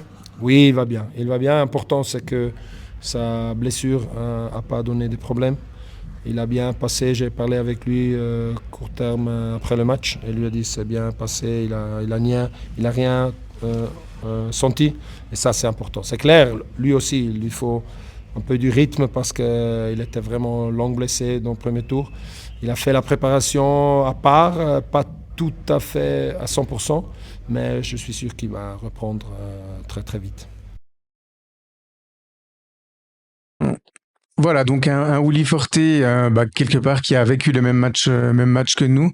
Alors, personnellement, j'ai été très content d'entendre que Fabrice Nsakala allait bien, puisque c'est vrai qu'on l'a vu un peu boitiller en fin de première mi-temps et par moments aussi durant la seconde mi-temps. Donc voilà, on est content qu'il aille bien et puis on espère qu'il sera au top pour le prochain match ou de plus en plus au top. Voilà, maintenant on va écouter les propos de Simone Rapp, un attaquant pour le moins frustré après ce match. Avec Simone Rapp, Simone, quel est ton sentiment après ce match nul 1 contre le FC Baden? Un sentiment de merde, c'est parce que ça fait de nouveau un match où on est là et on sort avec 1 point et pas 3. Et ça fait mal pour nous, pour le spectateur qui vient au stade. Et c'était pas notre idée de commencer le troisième tour de la saison. Je me sens bien physiquement. Je pense aujourd'hui l'équipe a montré qu'on est prêt pour jouer, qu'on a fait une bonne préparation. Après, comme je dis, de nouveau, on sort avec un point et ça ça fait vraiment mal. Au final, je pense qu'on n'a pas fait un mauvais match, mais comme chaque fois. Et on laisse 2-3 fois un peu d'espace à Baden et après, bon, il fait aussi un but incroyable, mais c'est nous qu'on a, je pense, deux duels dans l'espace de 2 secondes qu'on perd et après ça arrive le but. Et ça, c'est le foot. C'est ça, on a l'impression que chaque erreur derrière, au milieu de terrain, se paye cash. On peut dire ça, mais ça, c'est chercher des excuses. Et honnêtement, moi, j'ai pas envie d'être là et chercher des excuses. Et nous, on doit tuer les matchs, on doit faire le 2-0, on doit mettre 3-0 si on peut. On a les possibilités pour le faire. Je ne sais pas pourquoi on ne le fait pas. Et après, on prend le but. Ça c'est le foot. Voilà, un Simone Rapp qui n'a pas été langue de bois et qu'on a senti vraiment très très frustré à l'issue de ce match. On est aussi après allé à la rencontre d'Alex Winkler et puis votre animateur dévoué a sorti son meilleur allemand pour interroger Alex Winkler. Je vous ferai une petite traduction pour les gens qui ne maîtrisent pas la langue de Goethe. Après, on écoute Alex Winkler. Erstmal alles gut zum Geburtstag. Dankeschön. Heute bist du 32. Ja, Richtig. ja. Okay. Was ist dein Gefühl after diesem Spiel 1:1 gegen FC Baden? Alles andere als gut. Ich glaube, dass wir von der ersten Minute an nicht das Spiel gemacht haben, was wir machen wollten. Im Fußball zählen die Tore. Dann haben wir ein bisschen aus dem Nichts ein Tor geschossen. Wir hatten vielleicht dann in der ersten Halbzeit schon noch 1-2 Chancen, aber insgesamt spielerisch viel zu viel nach hinten gespielt und der Spielplan ist nicht aufgegangen. Dann haben wir umgestellt auf Viererkette. Dann lief es besser, gehen dann mit 1-0 in die Halbzeit und zweite Halbzeit müssen wir analysieren. Natürlich haben wir im Umschaltspiel noch viel liegen lassen, wo wir das zweite Tor machen können, aber insgesamt zu wenig und ein Stück weit auch passiv gewesen in der zweiten Halbzeit und dann ist es ein Sonntagsschuss oder ein Weitschuss zum 1-1, aber trotzdem kann man es verteidigen und natürlich sind wir alles andere als zufrieden. Okay. Jetzt bist du in Neuenburg für 6 Monate. Wie fühlst du dich jetzt hier in Neuenburg und in die Mannschaft? Ja, ich bin hier, ich fühle mich wohl. Es macht Spaß. Ich bin noch fleißig am Französisch lernen, aber Kommunikation mit den Mitspielern ist top. Sind eine gute Mannschaft, ein gutes Gefüge und es macht mir Spaß hier. Voilà, donc j'ai commencé par lui souhaiter un joyeux anniversaire à Alex Winkler puisqu'il fêtait ce vendredi ses 32 ans. Et puis je lui ai bien entendu demander son sentiment après ce match. Donc il disait que voilà, au début, nous n'avons pas fait ce que nous voulions, qu'au foot ce sont les buts qui comptent et que voilà, l'équipe n'a pas assez tiré au but. Nous jouions beaucoup trop vers l'arrière et nous n'arrivions pas à enchaîner. Après un petit mieux et nous prenons l'avantage avant la mi-temps. Et puis ensuite, en deuxième mi-temps, on doit encore analyser. On devait marquer le deuxième but, mais on n'a pas fait assez. On a été passif, dit-il. On prenait l'égalisation sur un Sonntagsschuss. Je l'ai pas traduit dans un premier temps parce que je suis allé me balader sur les sites allemands, les expressions du football allemand. Donc le Sonntagsschuss, c'est un tir un peu chanceux. C'est le tir qu'on réussit une fois sur 100. Donc Alex Winkler l'a qualifié un peu comme ça de ce tir. Et puis le sentiment général que nous sommes naturellement tous sauf contents. Je lui ai ensuite demandé comment il se sentait à Neuchâtel et dans l'équipe depuis son arrivée il y a 6 mois. Donc il a répondu qu'il se sentait bien, qu'il prenait du plaisir, qu'il avait encore de la peine à apprendre le français, mais la communication avec les coéquipiers est top. En même temps, il a beaucoup de coéquipiers germanophones. Et puis voilà, il trouve que c'est une bonne équipe. Donc voilà pour les propos d'Alex Winkler. Messieurs, vous avez envie de réagir aux Sonntagsschuss ou à un autre propos, que ce soit d'Alex Winkler, de Simone Rapp ou du coach Uli Forte?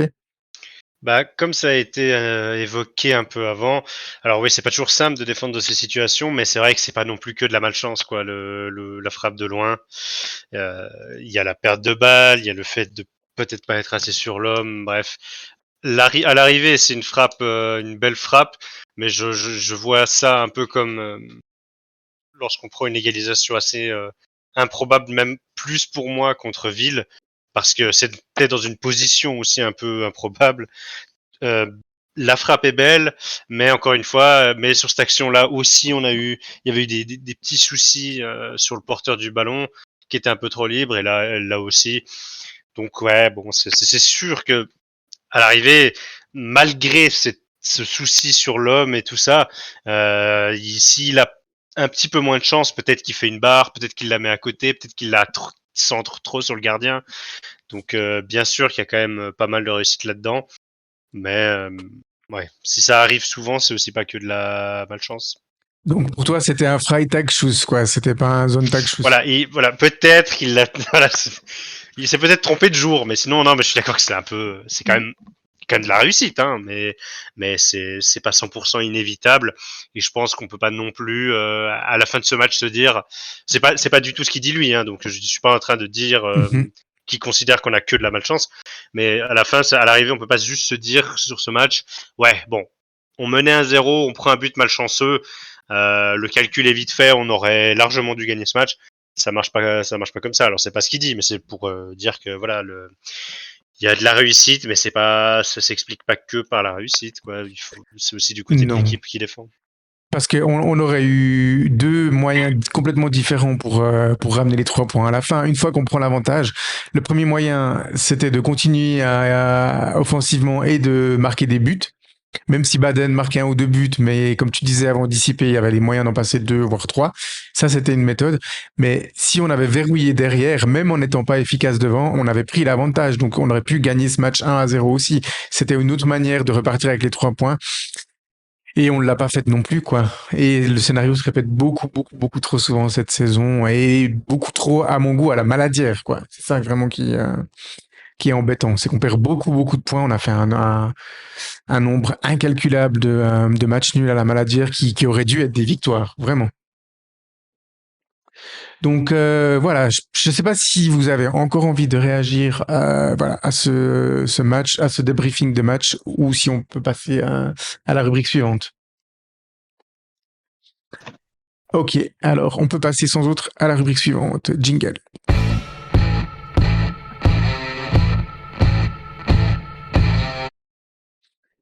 Voilà, alors la rubrique suivante, elle est consacrée à notre invité du jour, Dissipé Barricadier. Alors comme je le disais en intro, c'est vraiment un grand plaisir de te recevoir à l'antenne de Xamcast.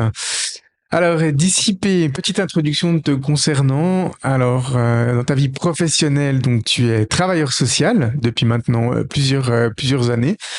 Mais la raison de ta venue ici, elle est double, c'est que en même temps, bah, évidemment, tu es un fan de football et de Neuchâtel Xamax. Et puis, tu es aussi un fan de rap, un auteur, un compositeur et interprète. Donc, tu as déjà 3 albums à ton actif. Tu me corriges si je me trompe, hein. Je garde la tête haute, sorti en 2012. Couronne d'épines, sorti en 2016. Ennemi public numéro 1 en 2019. Et puis, un single qui va nous intéresser tout particulièrement ce soir, sorti en janvier 2022, qui s'appelle tout simplement NXFC et qui n'est rien d'autre, ni plus ni moins qu'une chanson hommage à la ville de Neuchâtel, mais aussi au club, à notre club Neuchâtel Xamax. Et puis voilà, qui sont bons les références d'hier et d'aujourd'hui autour de Neuchâtel Xamax. Voilà, donc Dissipé. En fait, depuis quand tu suis Neuchâtel Xamax, toi? Bah écoute, ça commence à faire déjà en fait d'un moment, parce que mon père m'a emmené la première fois au match, j'avais 4 ans, donc je suis de 86, donc c'était en 90. Donc ça commence à faire gentiment, ouais, ça commence à faire long. Et au fait, Ça c'est fait mon plus de père 30 qui ans, m'a ouais. Ouais, c'est ça, c'est mon père qui m'a transmis cette passion. Et puis, si on veut comprendre la passion que j'ai pour le club, il faut prendre le prisme au fait de mon père, parce que l'histoire est assez marrante, parce que mon père, lui, il est né à Genève, et comme Servette était très fort à l'époque, hein, donc mon père allait souvent voir Servette au Charmy à l'époque. Et puis pour des raisons professionnelles, après, il est venu plutôt sur Neuchâtel. Et puis ce qui s'est passé, c'est que il a bien connu aussi Gilbert Facchinetti. Il était dans le club des 200. Et puis cette amitié avec Gilbert aussi, et puis cet esprit qu'il y avait dans le club, au fait, il est devenu complètement fan de Xamax, au fait. À tel point qu'il a fait aussi les déplacements à Madrid. Enfin voilà, donc il est vraiment devenu très très fan de ce club. Et je dirais que mon père a toujours aimé beaucoup le foot, mais que son seul club reste Xamax et que c'est lui qui m'a vraiment transmis cette passion pour ce club. Et puis c'est vrai que quand j'étais petit, moi je me rappelle que c'était vraiment un esprit familial incroyable. On allait au café des amis avant ou après le match. Enfin voilà, c'était vraiment cet esprit familial. Et lui, c'était vraiment ce qu'il appréciait le plus dans ce club. C'était vraiment la gestion Facchinetti et puis cet esprit vraiment incroyable qu'il y avait dans le club. Et c'est ça qui a fait que moi j'ai vraiment croché parce que je sentais vraiment d'appartenir à quelque chose et c'était au fait incroyable et je me suis fait une brochette de souvenirs incroyables. Mhm. Dans ton long parcours, pardon, de supporter du club, est-ce qu'il y a des joueurs qui t'ont particulièrement marqué et pourquoi? Alors, il y en a certainement plusieurs, mais donc tu as le droit d'en citer plusieurs, hein, pas juste un. D'accord, ouais. Ouais, alors il y en a beaucoup, hein. C'est vrai que gamin, moi j'aimais beaucoup le défenseur égyptien Ramzi, qui était vraiment un joueur de classe mondiale. On a eu la chance de l'avoir chez nous. Il a même été champion d'Allemagne avec Kaiserslautern après. C'était un joueur magnifique, athlétique, rapide. Enfin bref, incroyable. On a eu Trifon Ivanov aussi en défense, qui était vraiment un joueur fabuleux, qui est arrivé, je crois, 3e ou 4e à la Coupe du Monde 94, qui était vraiment un défenseur fantastique. Dans les latéraux, on a eu Gottardi qui était incroyable à droite, qui a fait une grande carrière à la Lazio, qui était un latéral offensif magnifique avec des courses incroyables. Il y a aussi un joueur qui m'avait beaucoup marqué, c'était un latéral gauche français qui s'appelait Thierry Bonalaire, qui était Ah fabuleux. oui, oh mon Dieu, tu me touches au cœur là. Ah ouais. Ouais, non, Ouais. alors lui, il était vraiment exceptionnel. D'ailleurs, il était parti à Nottingham Forest après. Mais Il est pas moi, resté extrêmement longtemps, Thierry, chez nous, mais il était non, incroyable. Niveau de non, jeu, et non. puis surtout un type, mais incroyable. J'ai eu Oui, l'occasion un peu oui. de le côtoyer, et puis c'était vraiment un type en or, quoi. Ah j'en parle, j'ai les frissons quoi. Le Mhm. mec, il avait une élégance dans la course, une qualité de centre, deux phases. Non, franchement, c'était dingue. Il était Non, je fou, pense il que pour était. les plus jeunes d'entre nous, dans les animateurs et puis dans nos auditeurs, c'était du niveau Nsaka là, hein, Bonalaire à Ah l'époque. oui, ah oui, oui, oui, oui. Non, non. Alors Thierry, c'était énorme quoi, fantastique. Après, il y a eu Perret, évidemment, Mhm. Pétion. Vraiment, c'était l'équilibre dans l'équipe. Tactiquement, il était fantastique. Joueur très, très, très intelligent. Pas très, très spectaculaire, mais précieux. Vraiment incroyable. J'ai beaucoup aimé Simo aussi. Augustin Simo, Oui. qui était un joueur fabuleux aussi, qui était pas très rapide, mais alors il avait une technique et puis une vision du jeu qui était formidable. Vraiment, vraiment. Ensuite, il y a eu Il avait Henri toujours la forme Camara de ses aussi. 20 ans, lui. Oui, absolument. Camara aussi, Henri, Ouais. fabuleux, une vitesse, une technique. Typiquement, je pense qu'il nous manque un Henri Camara Mhm. aujourd'hui, vraiment fabuleux. Il y a eu aussi Laios Detari, exceptionnel, vraiment. Lui, c'est un joueur hongrois qui n'était pas resté longtemps parce que c'était un joueur un peu fantasque. Et il était prêté par un club italien, je ne sais pas si c'était Ancona ou Genoa, mais franchement fabuleux quoi. C'est le joueur, c'est l'un des joueurs les plus techniques que j'ai vu. Et puis il avait vraiment une Ouais, c'était science la grande du classe. jeu. Ah ouais, non, non, c'est formidable. Et je me rappelle qu'il avait mis un lob de 60 mètres contre Servette, le même match où Petar Alexandrov met ce fameux retourné en pleine lucarne. Là, ce match, Ouais, ce il match, il est, était fou. il est fabuleux. Voilà, donc Detari, et puis après, en attaque, on a eu Alexandrov, magnifique, Moldovan aussi, exceptionnel. Après, on a eu Fouti aussi, plus tard, qui était bon, Brown, enfin voilà, on en a eu plein, quoi. Et je pense que j'en oublie, mais je dirais que comme ça, ouais, c'est à peu près les joueurs qui m'ont marqué. Ah oui, et puis je vais encore en dire un parce qu'on le cite peu, mais à mon avis, il était très très bon. C'était un gardien, c'était Bettoni. On le cite très peu, mais à mon avis, c'est l'un des meilleurs gardiens qu'on ait eu parce qu'il était très très très solide, quoi. Vraiment, très très peu d'erreurs, très bon dans les sorties, très fort. Ouais. Maintenant, je voulais t'entendre un petit peu sur tes meilleurs souvenirs au stade. Alors, tu es un supporter de longue date, donc des souvenirs au stade, tu en as un nombre incroyable. Mais tu peux nous en citer deux, trois qui t'ont particulièrement marqué par rapport à d'autres? Oui, alors dans les moments, alors je dirais il y a eu les soirées de Coupe d'Europe, notamment une contre l'Étoile Rouge, une contre la Roma. Ça, c'était des souvenirs magnifiques.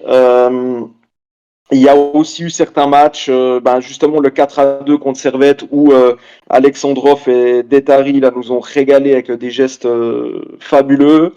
Je dirais aussi que ça c'est un moins bon souvenir. Alors je sais pas s'il y aura les moins bons souvenirs après, peut-être.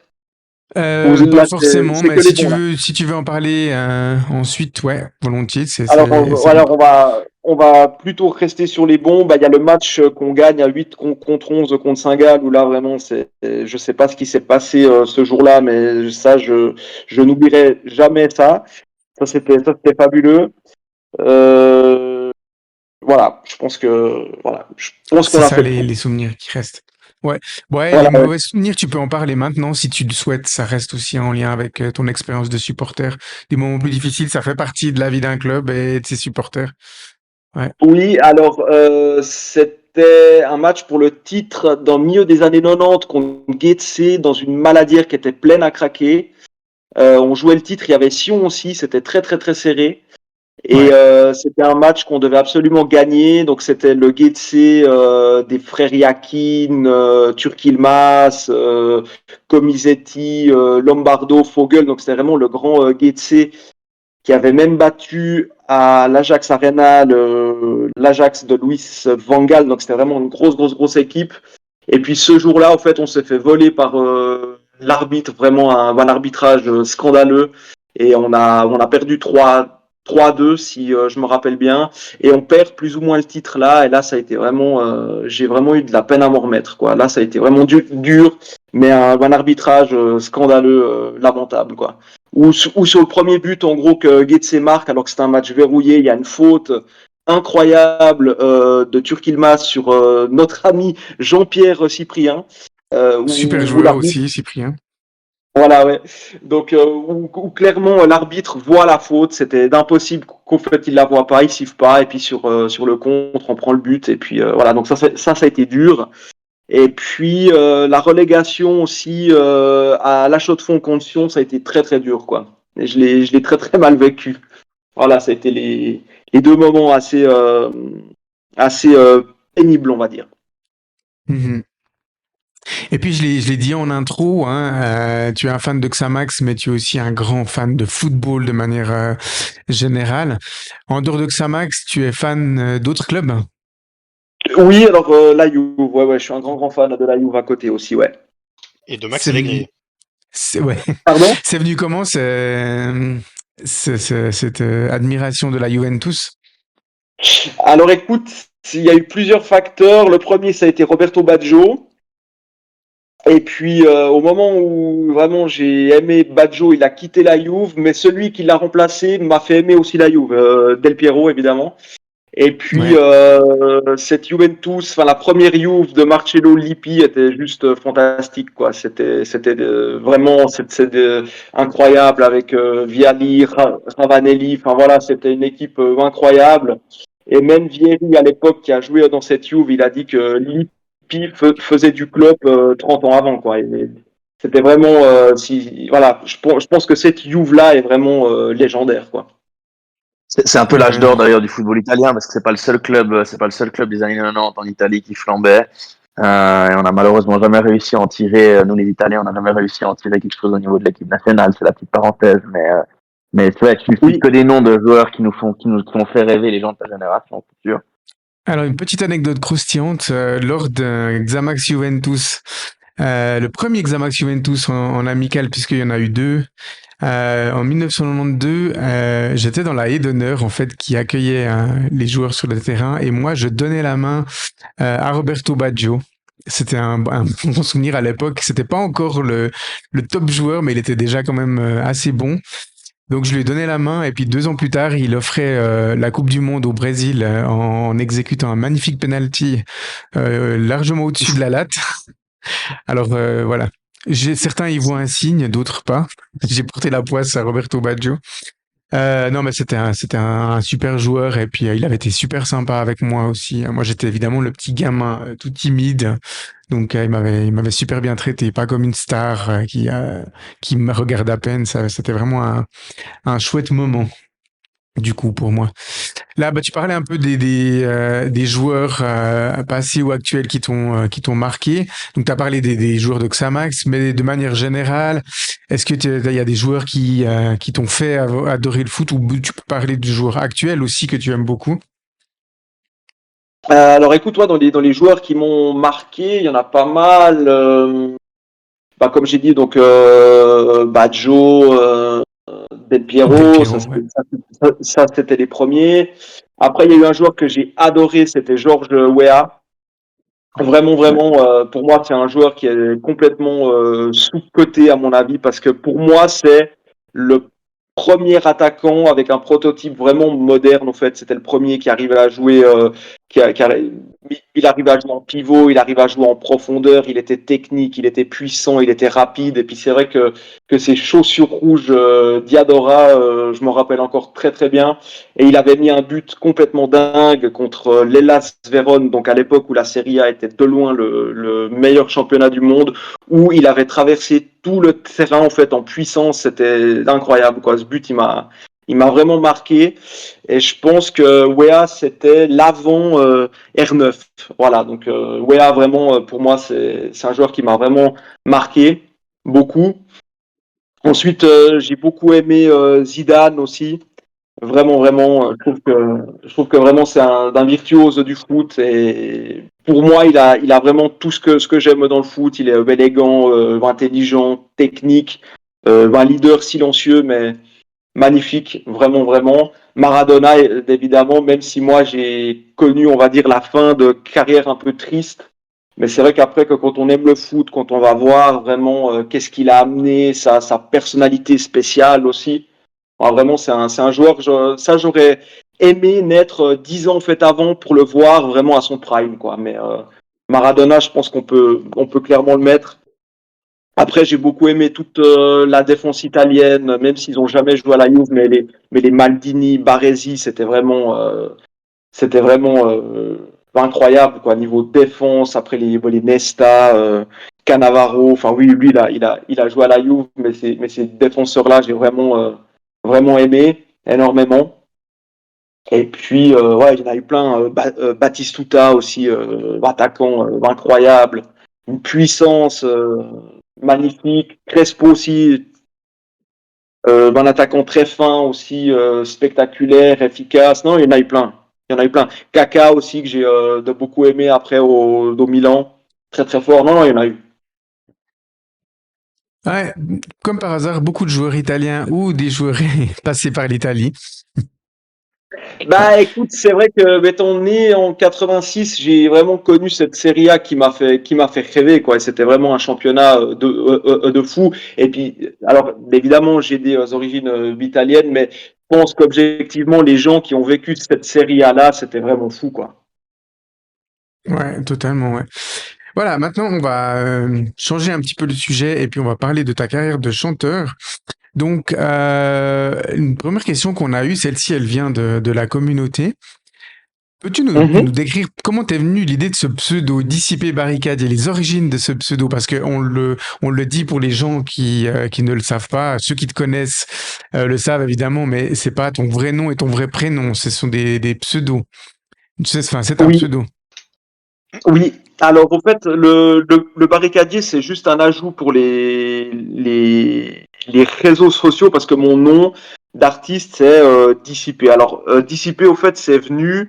En fait, au début, quand tu commences à rapper, il faut trouver un nom. Puis c'est vrai que moi, j'avais un peu de la peine. Et puis une fois, je rentrais en octambus lors d'une soirée un peu, on va dire, folklorique. Et puis c'est vrai que j'étais un petit peu agité dans ce noctambus, et puis je déambulais un peu dans ce noctambus et j'allais parler aux gens de façon un peu décousue. Enfin voilà, c'était pas très clair. Puis en fait, j'avais un pote dans le bus et en fait, il m'a dit, mais ce que t'es dissipé, c'est incroyable. Et en fait, je sais pas pourquoi, j'ai eu une espèce de fulgurance et je me suis dit, ah ouais, bah en fait, c'est ça. Donc ouais, ça s'est fait un peu comme ça. Et puis le barricadier, c'est bah voilà, c'est plus un hommage, on va dire, aux luttes ouvrières, aux mai 68 ouvriers, voilà, voilà, c'est plus ça. Ok. Voilà.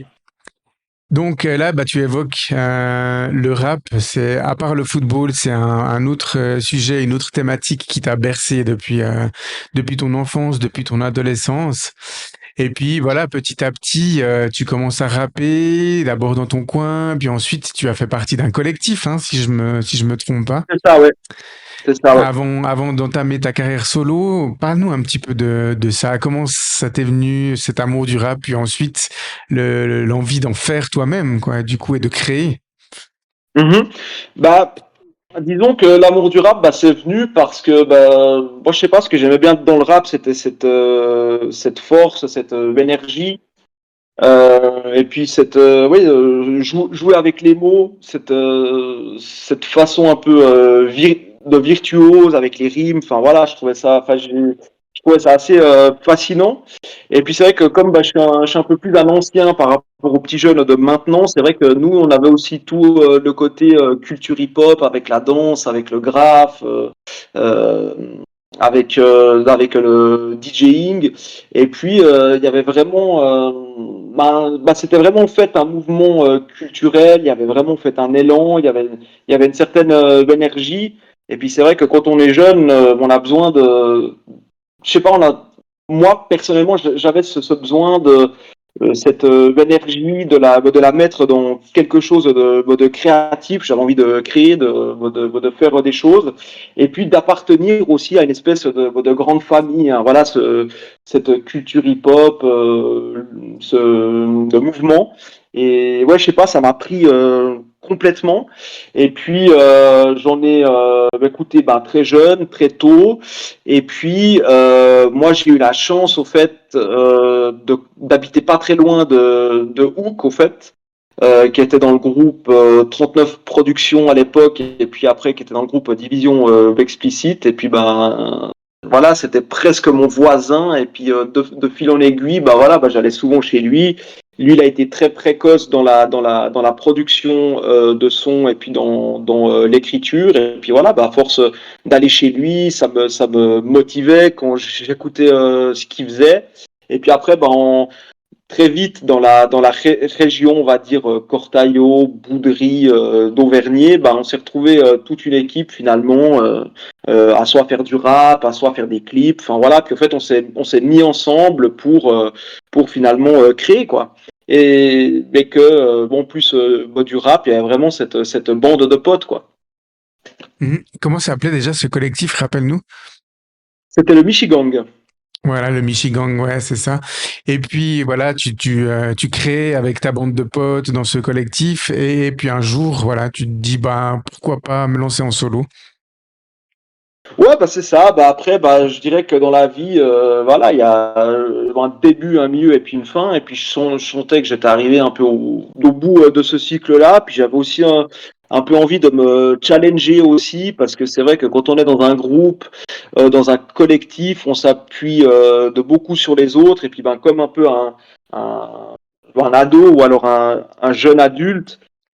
on a envie aussi de prendre son propre envol et puis de faire ses propres expériences et puis de faire les choses soi-même.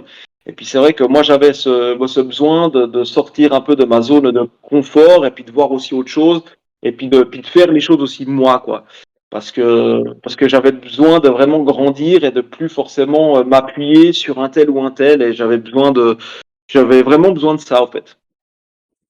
Voilà, puis du coup, tu sors ton premier album, comme je le disais avant, en 2012, et suivi d'un album en 2016, et encore un en 2019. Dans cet album-là, en fait, tu fais un premier essai de mixer ta passion pour le rap et ta passion pour le foot avec une chanson hommage à un joueur que je m'attendais à ce que tu cites dans les joueurs passés ou actuels que tu admires.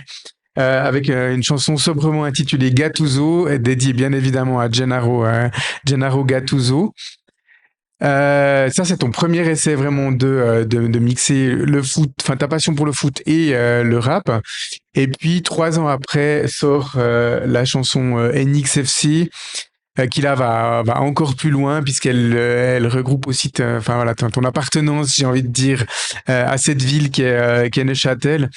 Donc, est-ce que tu peux nous parler de la genèse du projet déjà avant que ce soit une chanson NXFC? Alors c'est vrai que de base, moi dans mes chansons, j'ai souvent eu, même si j'ai pas fait, on va dire un morceau complet, mais souvent tu peux retrouver une certaine citation ou alors une allusion faite au foot. Donc ça c'est très très fort chez moi. Et puis c'est vrai que c'est mes deux passions. J'avais fait le son Gattuso, mais c'était plus un peu une métaphore pour dire finalement que moi dans le rap, je me vois plus comme un Gattuso. Ça veut dire que Mhm. moi, je suis plus un besogneux. Moi, j'ai besoin de travailler. On m'a plutôt fermé des portes que en fait, l'inverse. Donc, j'ai dû vraiment faire ma place. Il y a eu certaines choses qui n'ont pas été évidentes. J'ai eu certains problèmes avec des radios. Enfin, voilà. Enfin, moi, j'ai vraiment dû me battre et puis de mouiller la chemise, quoi. Donc, c'est pour ça que je suis plus un Gattuso que d'un virtuose, quoi. C'est qu'en fait, j'ai souvent eu un parcours difficile et compliqué et j'ai souvent dû de faire ma place un peu à la force du poignet, quoi. Et puis après, bah, en fait, le projet Benix FC. Alors, c'est parti du confinement parce que bon, bah voilà, c'était une période où on pouvait pas faire grand chose, où voilà, on était tous chez nous, quoi. Et puis, bah, c'est vrai que c'est une période où j'ai beaucoup écrit. Et puis, je me rappelle que le championnat allait reprendre après le lockdown contre Toon. Et puis, c'était une période où j'écrivais des petits freestyles, des petits textes sur des productions en fait d'américaines, Phase B sur YouTube. Et puis là, bah, je me suis dit, ah, bah tiens, pour la reprise du championnat, j'aimerais bien faire un petit freestyle avec des petites citations sur le club. Et puis, bah, j'ai pris beaucoup de plaisir à faire ça. J'ai vu qu'il y avait plein de gens qui m'ont fait des retours positifs. Et puis après, bah, c'est vrai que c'était une période où il se passait pas grand-chose. Et puis j'avais vraiment envie ouais, je sais pas, de faire un projet, de faire quelque chose avec ça, et puis que ça devienne finalement concret. Et puis finalement, j'ai approché le club. C'était quand? Parce que ça commence à dater tout ça. C'était en 2021, je crois, au printemps. Et puis j'ai approché d'abord Tiziano Sorrenti, le directeur général. Je lui ai fait la proposition, on s'est vu, et puis ils ont été super emballés. Puis après, bah, j'étais en contact avec Christophe Tuffarolo, le responsable marketing. Et puis on s'est vu, on a discuté, et puis la chanson s'est faite très très vite. Tout s'est fait assez naturellement, rapidement. Et puis après, bah, on a fait le clip. C'était quoi, 6 mois après en gros. Et puis le clip est sorti début 2022, quoi. Ouais, comme je le disais, hein, une chanson hommage vraiment à la ville, au club. Tu cites en vrac Mfouti, Moldovan, les défaites au pluriel pour le Real Madrid et au singulier pour le Bayern à la Maladière.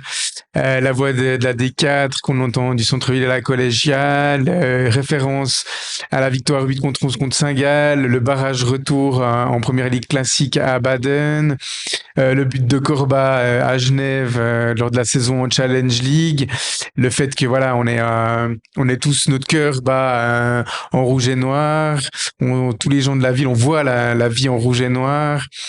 Le match retour du Brugifeld, le fameux lob de l'Aios d'Etari, le café des amis. Enfin, moi, je me régale, quoi, quand je lis toutes ces paroles et quand j'entends cette chanson parce que ça m'amène beaucoup de nostalgie et puis des souvenirs finalement, ultra positifs sur le club. Toutes les émotions finalement que ce club nous a fait vivre au travers des années, quoi. Donc ouais, Ça, oui, merci pour pour ton travail et puis ce que tu as produit et puis pour les émotions qu'on peut ressentir en écoutant ta chanson parce que pour moi c'est le cas du coup. c'est vraiment cool. Merci beaucoup. Du coup, depuis 2022, en tout cas de manière officielle, ta carrière de chanteur, elle est un petit peu entre parenthèses. Tu n'as jamais pu vivre à 100% du rap, tu as continué à travailler, c'est juste à côté.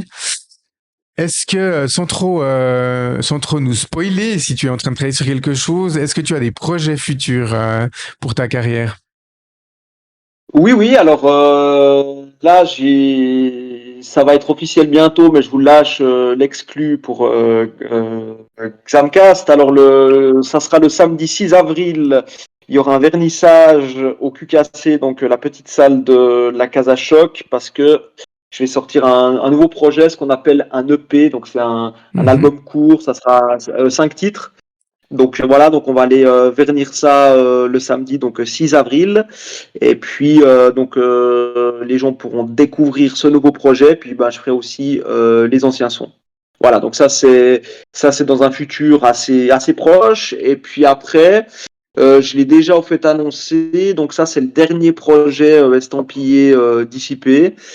Donc après Dissipé ça sera terminé, mais ça ne veut pas forcément dire que la musique ça sera terminé, mais je ferai, je pense, les choses de manière différente, très certainement avec un autre nom d'artiste, et puis on fera les choses différemment. Voilà, mais pour moi, en tout cas, le projet Dissipé arrive à la fin, là. Ce vernissage du 6 avril, ça sera sur invitation ou ce sera quelque chose un peu ouvert? Alors non, c'est clairement fait ouvert. Il y aura une billetterie. Les gens pourront venir. On va faire des prix corrects. Il y aura, je pense, aussi un tarif étudiant. Donc non, on va vraiment essayer de faire les choses bien. Alors tu nous tiens au courant sur Examcast, on relayera volontiers les choses pour toi à notre modeste échelle. On est conscient qu'on ne sera pas forcément ton vecteur de publicité numéro 1, mais ce qu'on peut faire pour toi, on le fait volontiers avec grand plaisir. En tout cas, merci à vous. Et puis je trouve que vous faites un super travail. Et puis je trouve qu'il manquait au fait un média comme le vôtre. Et puis je vous remercie encore pour l'invite. Ça fait vraiment plaisir. Et puis je trouve que vous faites vraiment du taf qualitatif et ça fait plaisir. Merci beaucoup. Et puis, toi, tu avais envie, moi je demande toujours aux gens qu'on invite s'ils ont eux-mêmes des sujets qu'ils ont envie d'aborder. Et puis toi, j'ai envie de dire un peu comme la plupart des invités que nous avons reçus jusqu'à maintenant, tu avais envie de parler un peu de l'actualité du club. Et puis je sais que dans ce contexte-là, Mathéo aussi, il avait envie de te poser une question par rapport à ça. Donc peut-être commence-nous à nous parler un petit peu de l'actualité du club et puis ensuite Mathéo, quand tu le sens, tu poses ta question sans problème. Très bien. Alors c'était un peu une question ouverte parce que c'est vrai que moi personnellement c'est vraiment fait une question ouverte.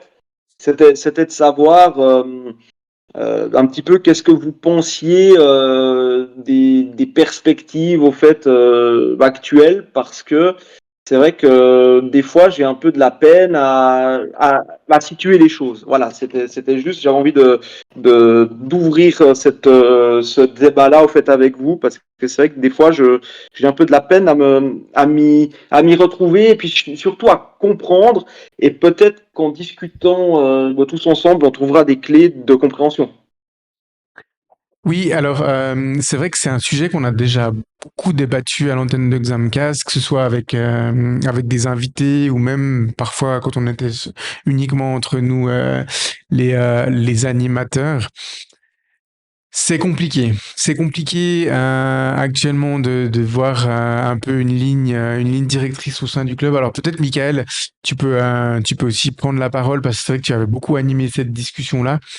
Mais en tout cas, en termes d'ambition, on a de la peine à situer le club en fait à ce niveau-là. Oui, alors, la question de l'ambition, elle est assez compliquée à élucider parce qu'en fait, c'est quelque chose qui a été dit, même si peut-être un petit peu timidement, mais les ambitions de monter en Super League, elles ont été dites, même de manière floue.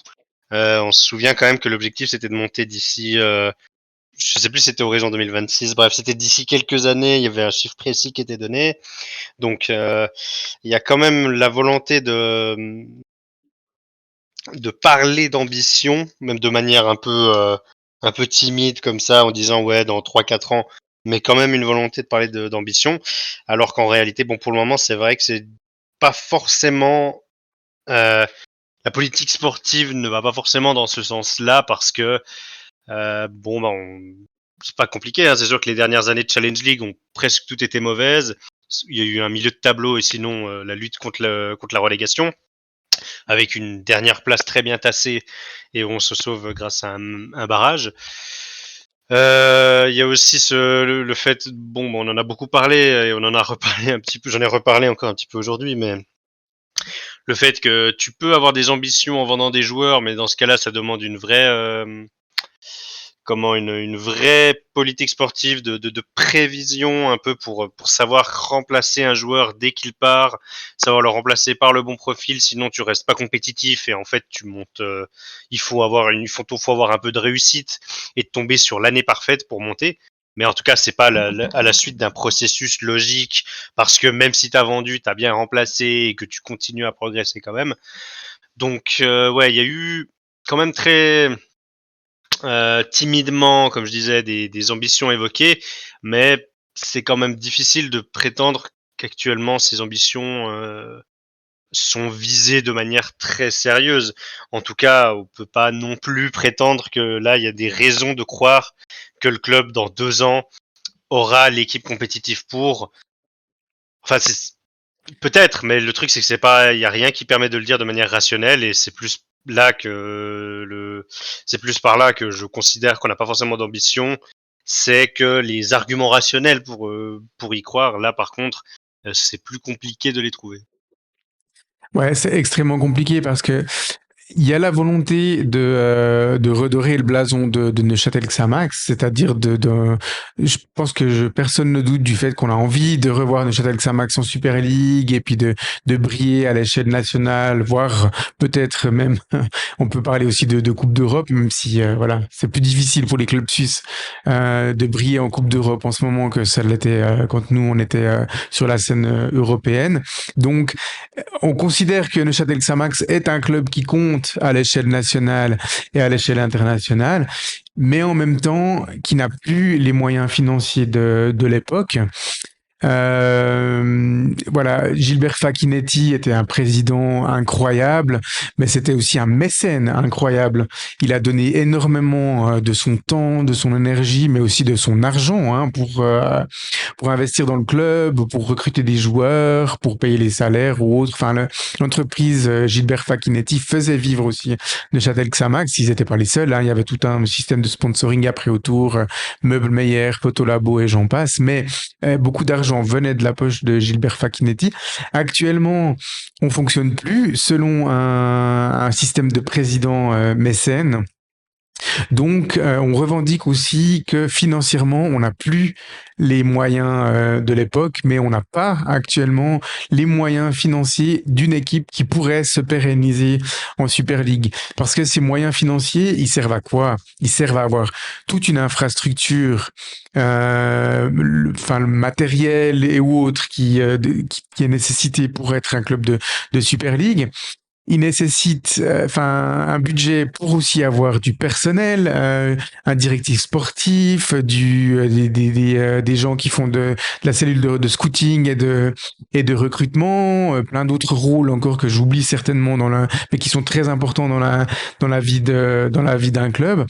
Ces moyens financiers, ils permettent aussi d'offrir des conditions contractuelles et salariales intéressantes aux joueurs. Je le disais avant, hein, c'est leur gagne-pain. Donc, si un club leur propose un salaire de 10 000 francs par mois et puis un autre lui propose le double pour des conditions quasi identiques, ils seraient bêtes de pas signer dans le club qui propose le double. Donc, d'avoir un budget important, ça permet tout ça.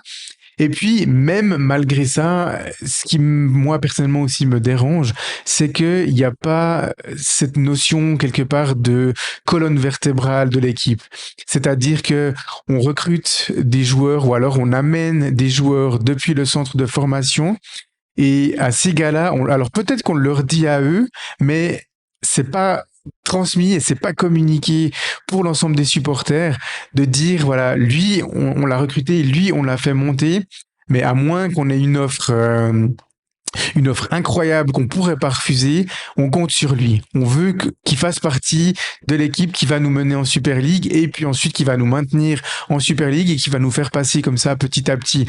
On a l'impression que dans l'effectif actuel, il y a aucun joueur qui est considéré comme totalement indispensable par ses qualités pour l'équipe et qu'on compte absolument sur lui pour atteindre cet objectif de monter dans un premier temps, puis ensuite nos objectifs quand on sera en Super League. On parle d'être un club qui forme et puis qui vend ses bons joueurs. On parle d'être un club qui fait confiance à ses jeunes. Mais dans les faits, voilà, on voit, ça se voit pas vraiment. Donc là, j'en ai dit beaucoup et puis je vais peut-être passer un peu la parole à d'autres, mais c'est un peu ce que moi j'avais envie de dire par rapport à ta question de base, dissipée. Ok. Je sais pas si Mathéo, Sam et Alex ont envie de réagir par rapport à cette question-là. Ouais, non, c'est vrai que cette notion de colonne vertébrale de l'équipe, d'ailleurs, on l'a vu assez facilement quand on monte en 2018. Je veux dire, la colonne vertébrale, même si c'est une autre période et on pouvait encore profiter, on va dire, de l'amour pour le club qu'avaient les anciens joueurs qui étaient présents dans les années 2000 en Super League. C'est vrai que l'équipe qui monte, je veux dire, la colonne vertébrale, sans forcément citer tous les joueurs, elle est connue, elle est là. Aujourd'hui, je parle régulièrement avec des supporters, on a de la peine comme ça sur le coup à citer avant un match. Allons-y, allez 3-4 joueurs qui portent l'équipe de demain, quoi. Alors, j'exagère peut-être un peu parce qu'on les trouve si on cherche vraiment, mais il y a pas ce sentiment d'une équipe construite sur le long terme pour un projet sportif, tout simplement. Oui, et puis surtout, le sportif, il est compliqué depuis 4 ans. Donc, quand on engage des joueurs pour une saison ou 2 saisons, c'est compliqué d'ensuite les prolonger. On va pas se cacher. À la sortie d'une saison comme la saison dernière, des joueurs qui étaient en fin de contrat que peut-être on aurait voulu garder, on les a pas gardés. Ou alors, parfois, on est dans le cas de figure où on a des joueurs qui ont bien performé, même si le collectif, globalement, c'était compliqué. Et puis finalement, ils ont pas voulu prolonger. Alors là, le premier exemple qui me vient en tête, c'est Dylan Tavares. Lui, on aurait bien voulu le garder à l'issue de sa saison. Et puis il a bien performé, même s'il a été un peu blessé. Et puis voilà, lui il est parti parce que potentiellement il peut avoir des meilleures offres ailleurs. Il est parti à Ajaccio ou Bastia, je sais plus, en Corse en tout cas. Et puis, il y a Bastia. toujours. Bastia, ouais. À Bastia, puis Soffer, il y a toujours, et puis il a fait sa place, et puis il était déjà dans le groupe de la dernière CAN, il est dans le groupe maintenant. Donc voilà, parfois on veut retenir certains joueurs, mais on n'y arrive pas non plus. Et c'est des fois un peu le serpent qui se mord la queue, c'est que si sportivement la saison tourne et il se passe des choses, ben les joueurs ils ont peut-être plus envie de rester que si c'est une saison compliquée, quoi. Donc, Moi, j'avais justement ma question à ce stade pour toi à dissiper. Quel est le moment dans ta vie de fan du club où tu as senti véritablement le vent tourner dans le mauvais sens pour arriver à la situation d'aujourd'hui? Sous-entendu, est-ce que c'est à l'arrivée de l'actuelle direction ou est-ce que ça date encore un petit peu d'avant? Je pense que ça date un petit peu d'avant. Moi, comme j'analyse les choses, peut-être que je me trompe, hein, mais je pense que peut-être avant. Parce que si on rembobine un peu le film, euh, donc nous étions en Challenge League avec l'ancienne présidence. Donc on fait une première année où on fait quand même un demi-miracle, où en tant que néo-promu, alors même si voilà, on n'est pas non plus Baden ou le Stade Lyonnais, mais on finit quand même deuxième. Et là, je pense qu'on a dépassé les attentes clairement. Ensuite, on refait une deuxième saison où là, on refinit deuxième, si je dis pas n'importe quoi. ouais, derrière Et le là, Zurich, ouais. voilà, ouais. Zurich était intouchable, voilà, Zurich c'était une erreur de parcours, enfin voilà, ils avaient rien à faire ici. Et puis là, je pense que c'est peut-être là un petit peu qu'on a raté un peu le train, parce que je pense que si 2 années de suite on fait deuxième, je pense que ça aurait peut-être dû alerter la présidence de l'époque, c'est peut-être de dire, bah finalement, il faudrait peut-être songer à restructurer le club de manière différente, ou en tout cas peut-être préparer quelque chose, parce que je pense qu'une année, si on arrive deuxième, mais qu'après on confirme pas, bon ben voilà, c'est peut-être, on va dire, je sais pas, qu'il y a eu un certain enthousiasme. Des fois, quand on est néo-promu, on peut peut-être un peu surperformer. Mais je pense que si on a confirmé, et d'autant plus qu'on avait justement un noyau d'équipe assez solide, on avait quand même un squelette qui était quand même cohérent, je pense que là, peut-être, par exemple, engager un directeur sportif ou restructurer un peu le club, là, je pense que ça aurait été pertinent, je pense. Parce qu'après, la saison d'après, donc on monte. Et puis, même si on fait ce miracle au Brugliefeld, je pense que la saison a été vraiment pénible nerveusement et mentalement, parce que si on revient à cette époque-là, le mercato qu'on fait d'été, il est mais dantesque, quoi. Si on reprend les noms, mais on se dit mais comment on a Alors il pu est prendre dantesque, mais certains dans le joueurs? mauvais sens du terme, hein, parce qu'on pourrait se C'est dire terrible, que hein.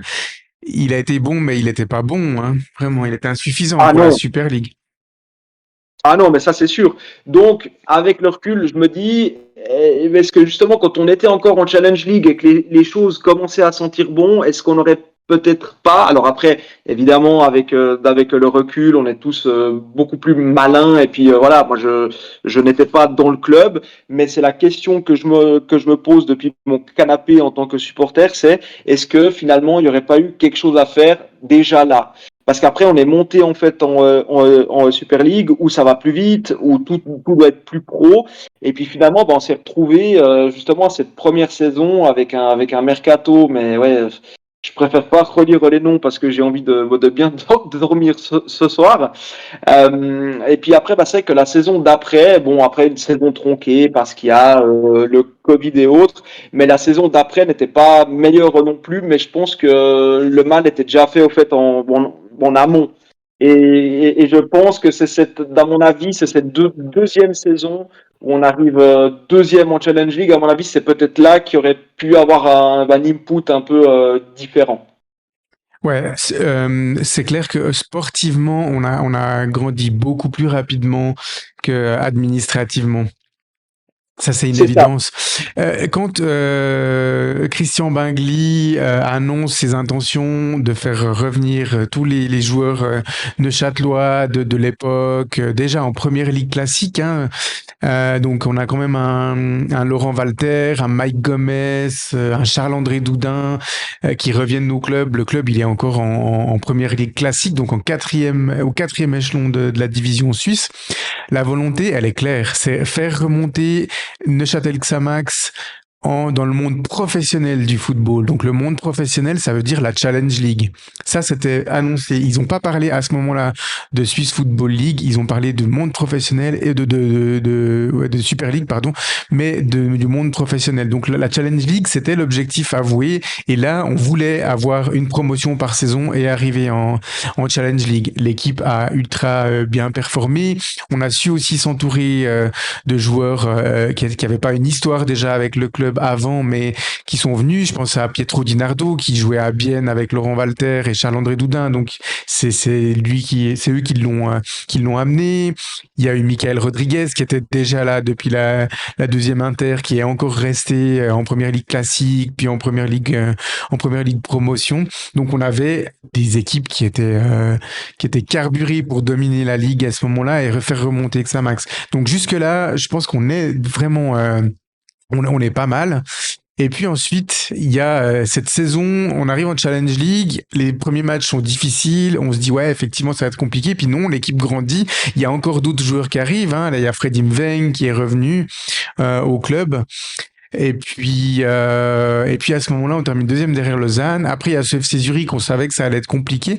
Mais oui, après, là, on aurait dû grandir administrativement parlant. Et puis, ça voulait dire augmenter, enfin travailler sur le sponsoring, augmenter un petit peu le budget total de l'équipe, parce qu'à ce moment-là, on n'avait pas un budget non plus extraordinaire, en tout cas pas pour un prétendant en Super League. Et puis on annonçait déjà qu'on n'allait pas forcément pouvoir beaucoup augmenter le budget, que si on montait en Super League, on n'arrivait pas à régater avec les budgets des équipes de milieu ou même de bas de tableau de Super League. Et puis, quelque part, c'était aussi préparer l'après top équipe, parce que on avait une équipe top, mais on avait une équipe, on savait qu'elle allait pas non plus durer encore 5 ou 10 ans, quoi. Beaucoup de joueurs étaient revenus, ils étaient déjà dans la fin de la vingtaine ou même dans le début de la trentaine pour certains. Donc voilà, la carrière de footballeur, elle est pas non plus extrêmement longue.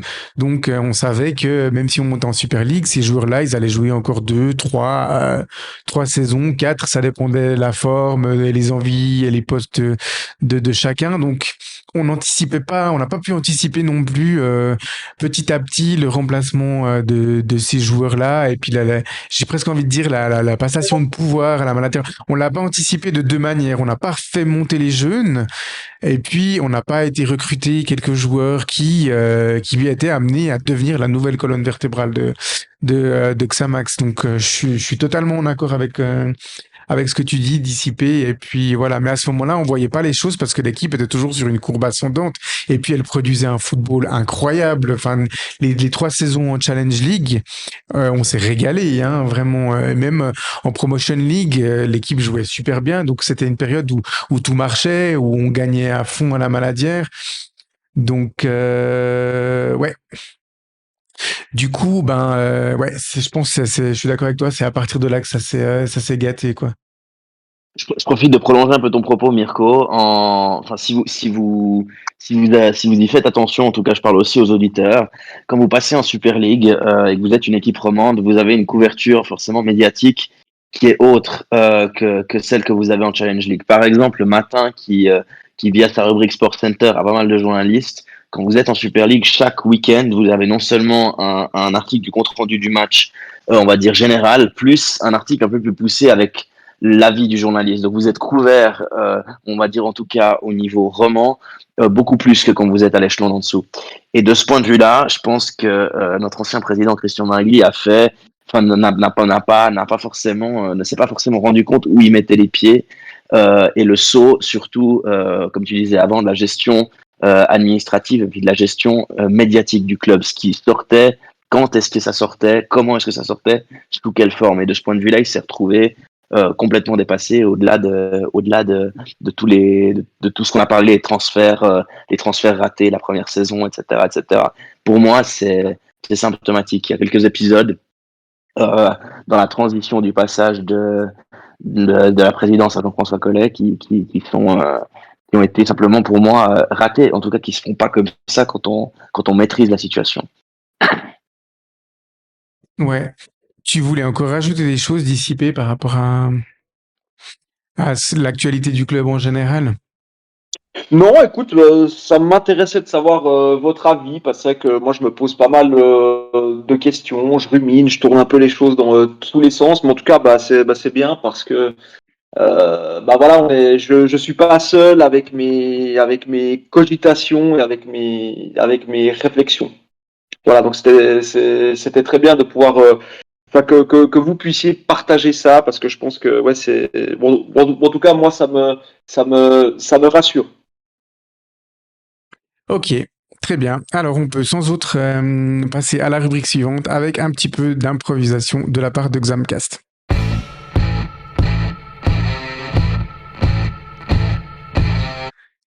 De l'improvisation, oui messieurs, parce que je vous l'annonçais en début d'épisode, le retour de la stat inutile mais indispensable, mais malheureusement notre chef statisticien Michael a été rappelé pour la défense de la patrie, donc il ne peut malheureusement pas tenir son poste de statisticien pour vous fournir la statistique inutile mais indispensable. Du coup, on va un peu improviser parce qu'on sait s'adapter aussi à Xamcast.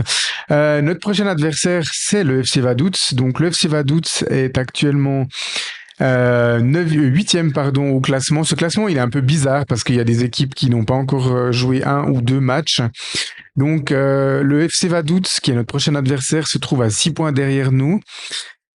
Voilà, j'ai envie de dire défaite interdite la semaine prochaine au Rheinpark, messieurs. Alors, vous êtes amenés à réagir, messieurs, quand je dis ça. Oui, alors je alors vais laisser pour une fois la parole à notre invité en premier, mais je peux y aller si tu veux. Mathéo, vas-y. Ils Non, sont de mais oui, politesse, il y a défaite personne qui... interdite. Quand je leur dis pas je sais que c'est comme à l'école ici, quand je leur donne pas la parole, ils l'apprennent pas, en fait.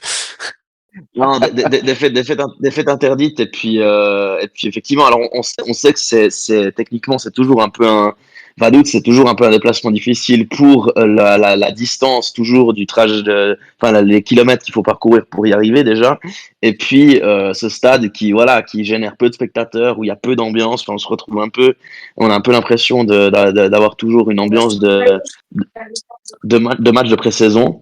Mais effectivement, oui, moi j'avais dit avant la reprise qu'au vu du calendrier, sur les 4 premiers matchs qui arrivaient, il fallait faire entre 10 et 12 points pour véritablement écarter la question maintien. C'est sûr d'autant plus en ayant égaré 2 points à la Maladire contre Baden, ça devient capital d'aller gagner au Liechtenstein. Dissipé. Je rejoins ce que Mathéo a dit. Je pense que le classement il est très serré. Donc si on enlève Sion, qui est une équipe de Super League qui n'a rien à faire dans cette ligue, et puis Thun qui fait un excellent championnat, je pense sincèrement qu'il faudrait qu'on fasse très vite des points, parce qu'on pourrait très vite se retrouver dans la gonfle, et je pense qu'on n'a pas besoin de ça, et ça nous ferait replonger, je pense, dans des sentiments négatifs, et j'ai un peu peur que si on fasse pas des points rapidement, il y ait le spectre des saisons précédentes qui en fait reviennent, et je pense qu'effectivement il faudrait faire des points rapidement pour pas se retrouver dans on va dire une situation délicate, parce que ça peut aller très très très très vite, et je pense qu'il faut se mettre au chaud pour aussi pouvoir préparer la saison suivante, parce que quand on joue la relégation, on est dans une certaine urgence qui fait qu'on peut pas très bien préparer la saison prochaine. Et là, je pense que ce qui est important, c'est de se mettre rapidement fait à l'abri, et puis sans évidemment tronquer cette fin de saison, mais pouvoir préparer la suite. voilà, d'avoir une certaine sérénité pour la saison 24-25. Mais oui. Voilà, bah écoutez, on arrive gentiment à la fin de cet épisode. Donc voilà, comme d'habitude, merci à vous, chers auditeurs. C'est vous qui faites vivre aussi ce podcast. Merci aux animateurs et à notre invité du soir, Dissipé, pour ta présence. Merci à Et vous. puis, avant de conclure, je voulais c'est un rappel du coup, puisque vous l'avez vu sur nos réseaux, la semaine prochaine, nous aurons un invité exceptionnel, puisque après plusieurs jours, plusieurs semaines de tractation, Raphaël Nuzzolo a accepté notre invitation à venir à l'antenne de Xamcast. Et ça nous promet un superbe épisode parce que c'est pas tous les jours qu'on pourra recevoir une légende du club tel que lui. Donc on se réjouit déjà beaucoup de l'accueillir. Et puis n'hésitez pas à nous envoyer vos questions pour lui. On se fera un plaisir de les lui poser lors de son passage la semaine prochaine, lors d'un épisode qui s'annonce déjà assez long. Je pense qu'on aura beaucoup, et lui aura beaucoup de choses aussi à nous raconter. Donc voilà, merci à tous. Et puis bonne fin de semaine, bonne semaine à tous, et puis à la semaine prochaine. Bye bye. Bye bye. Ouais. Ouais.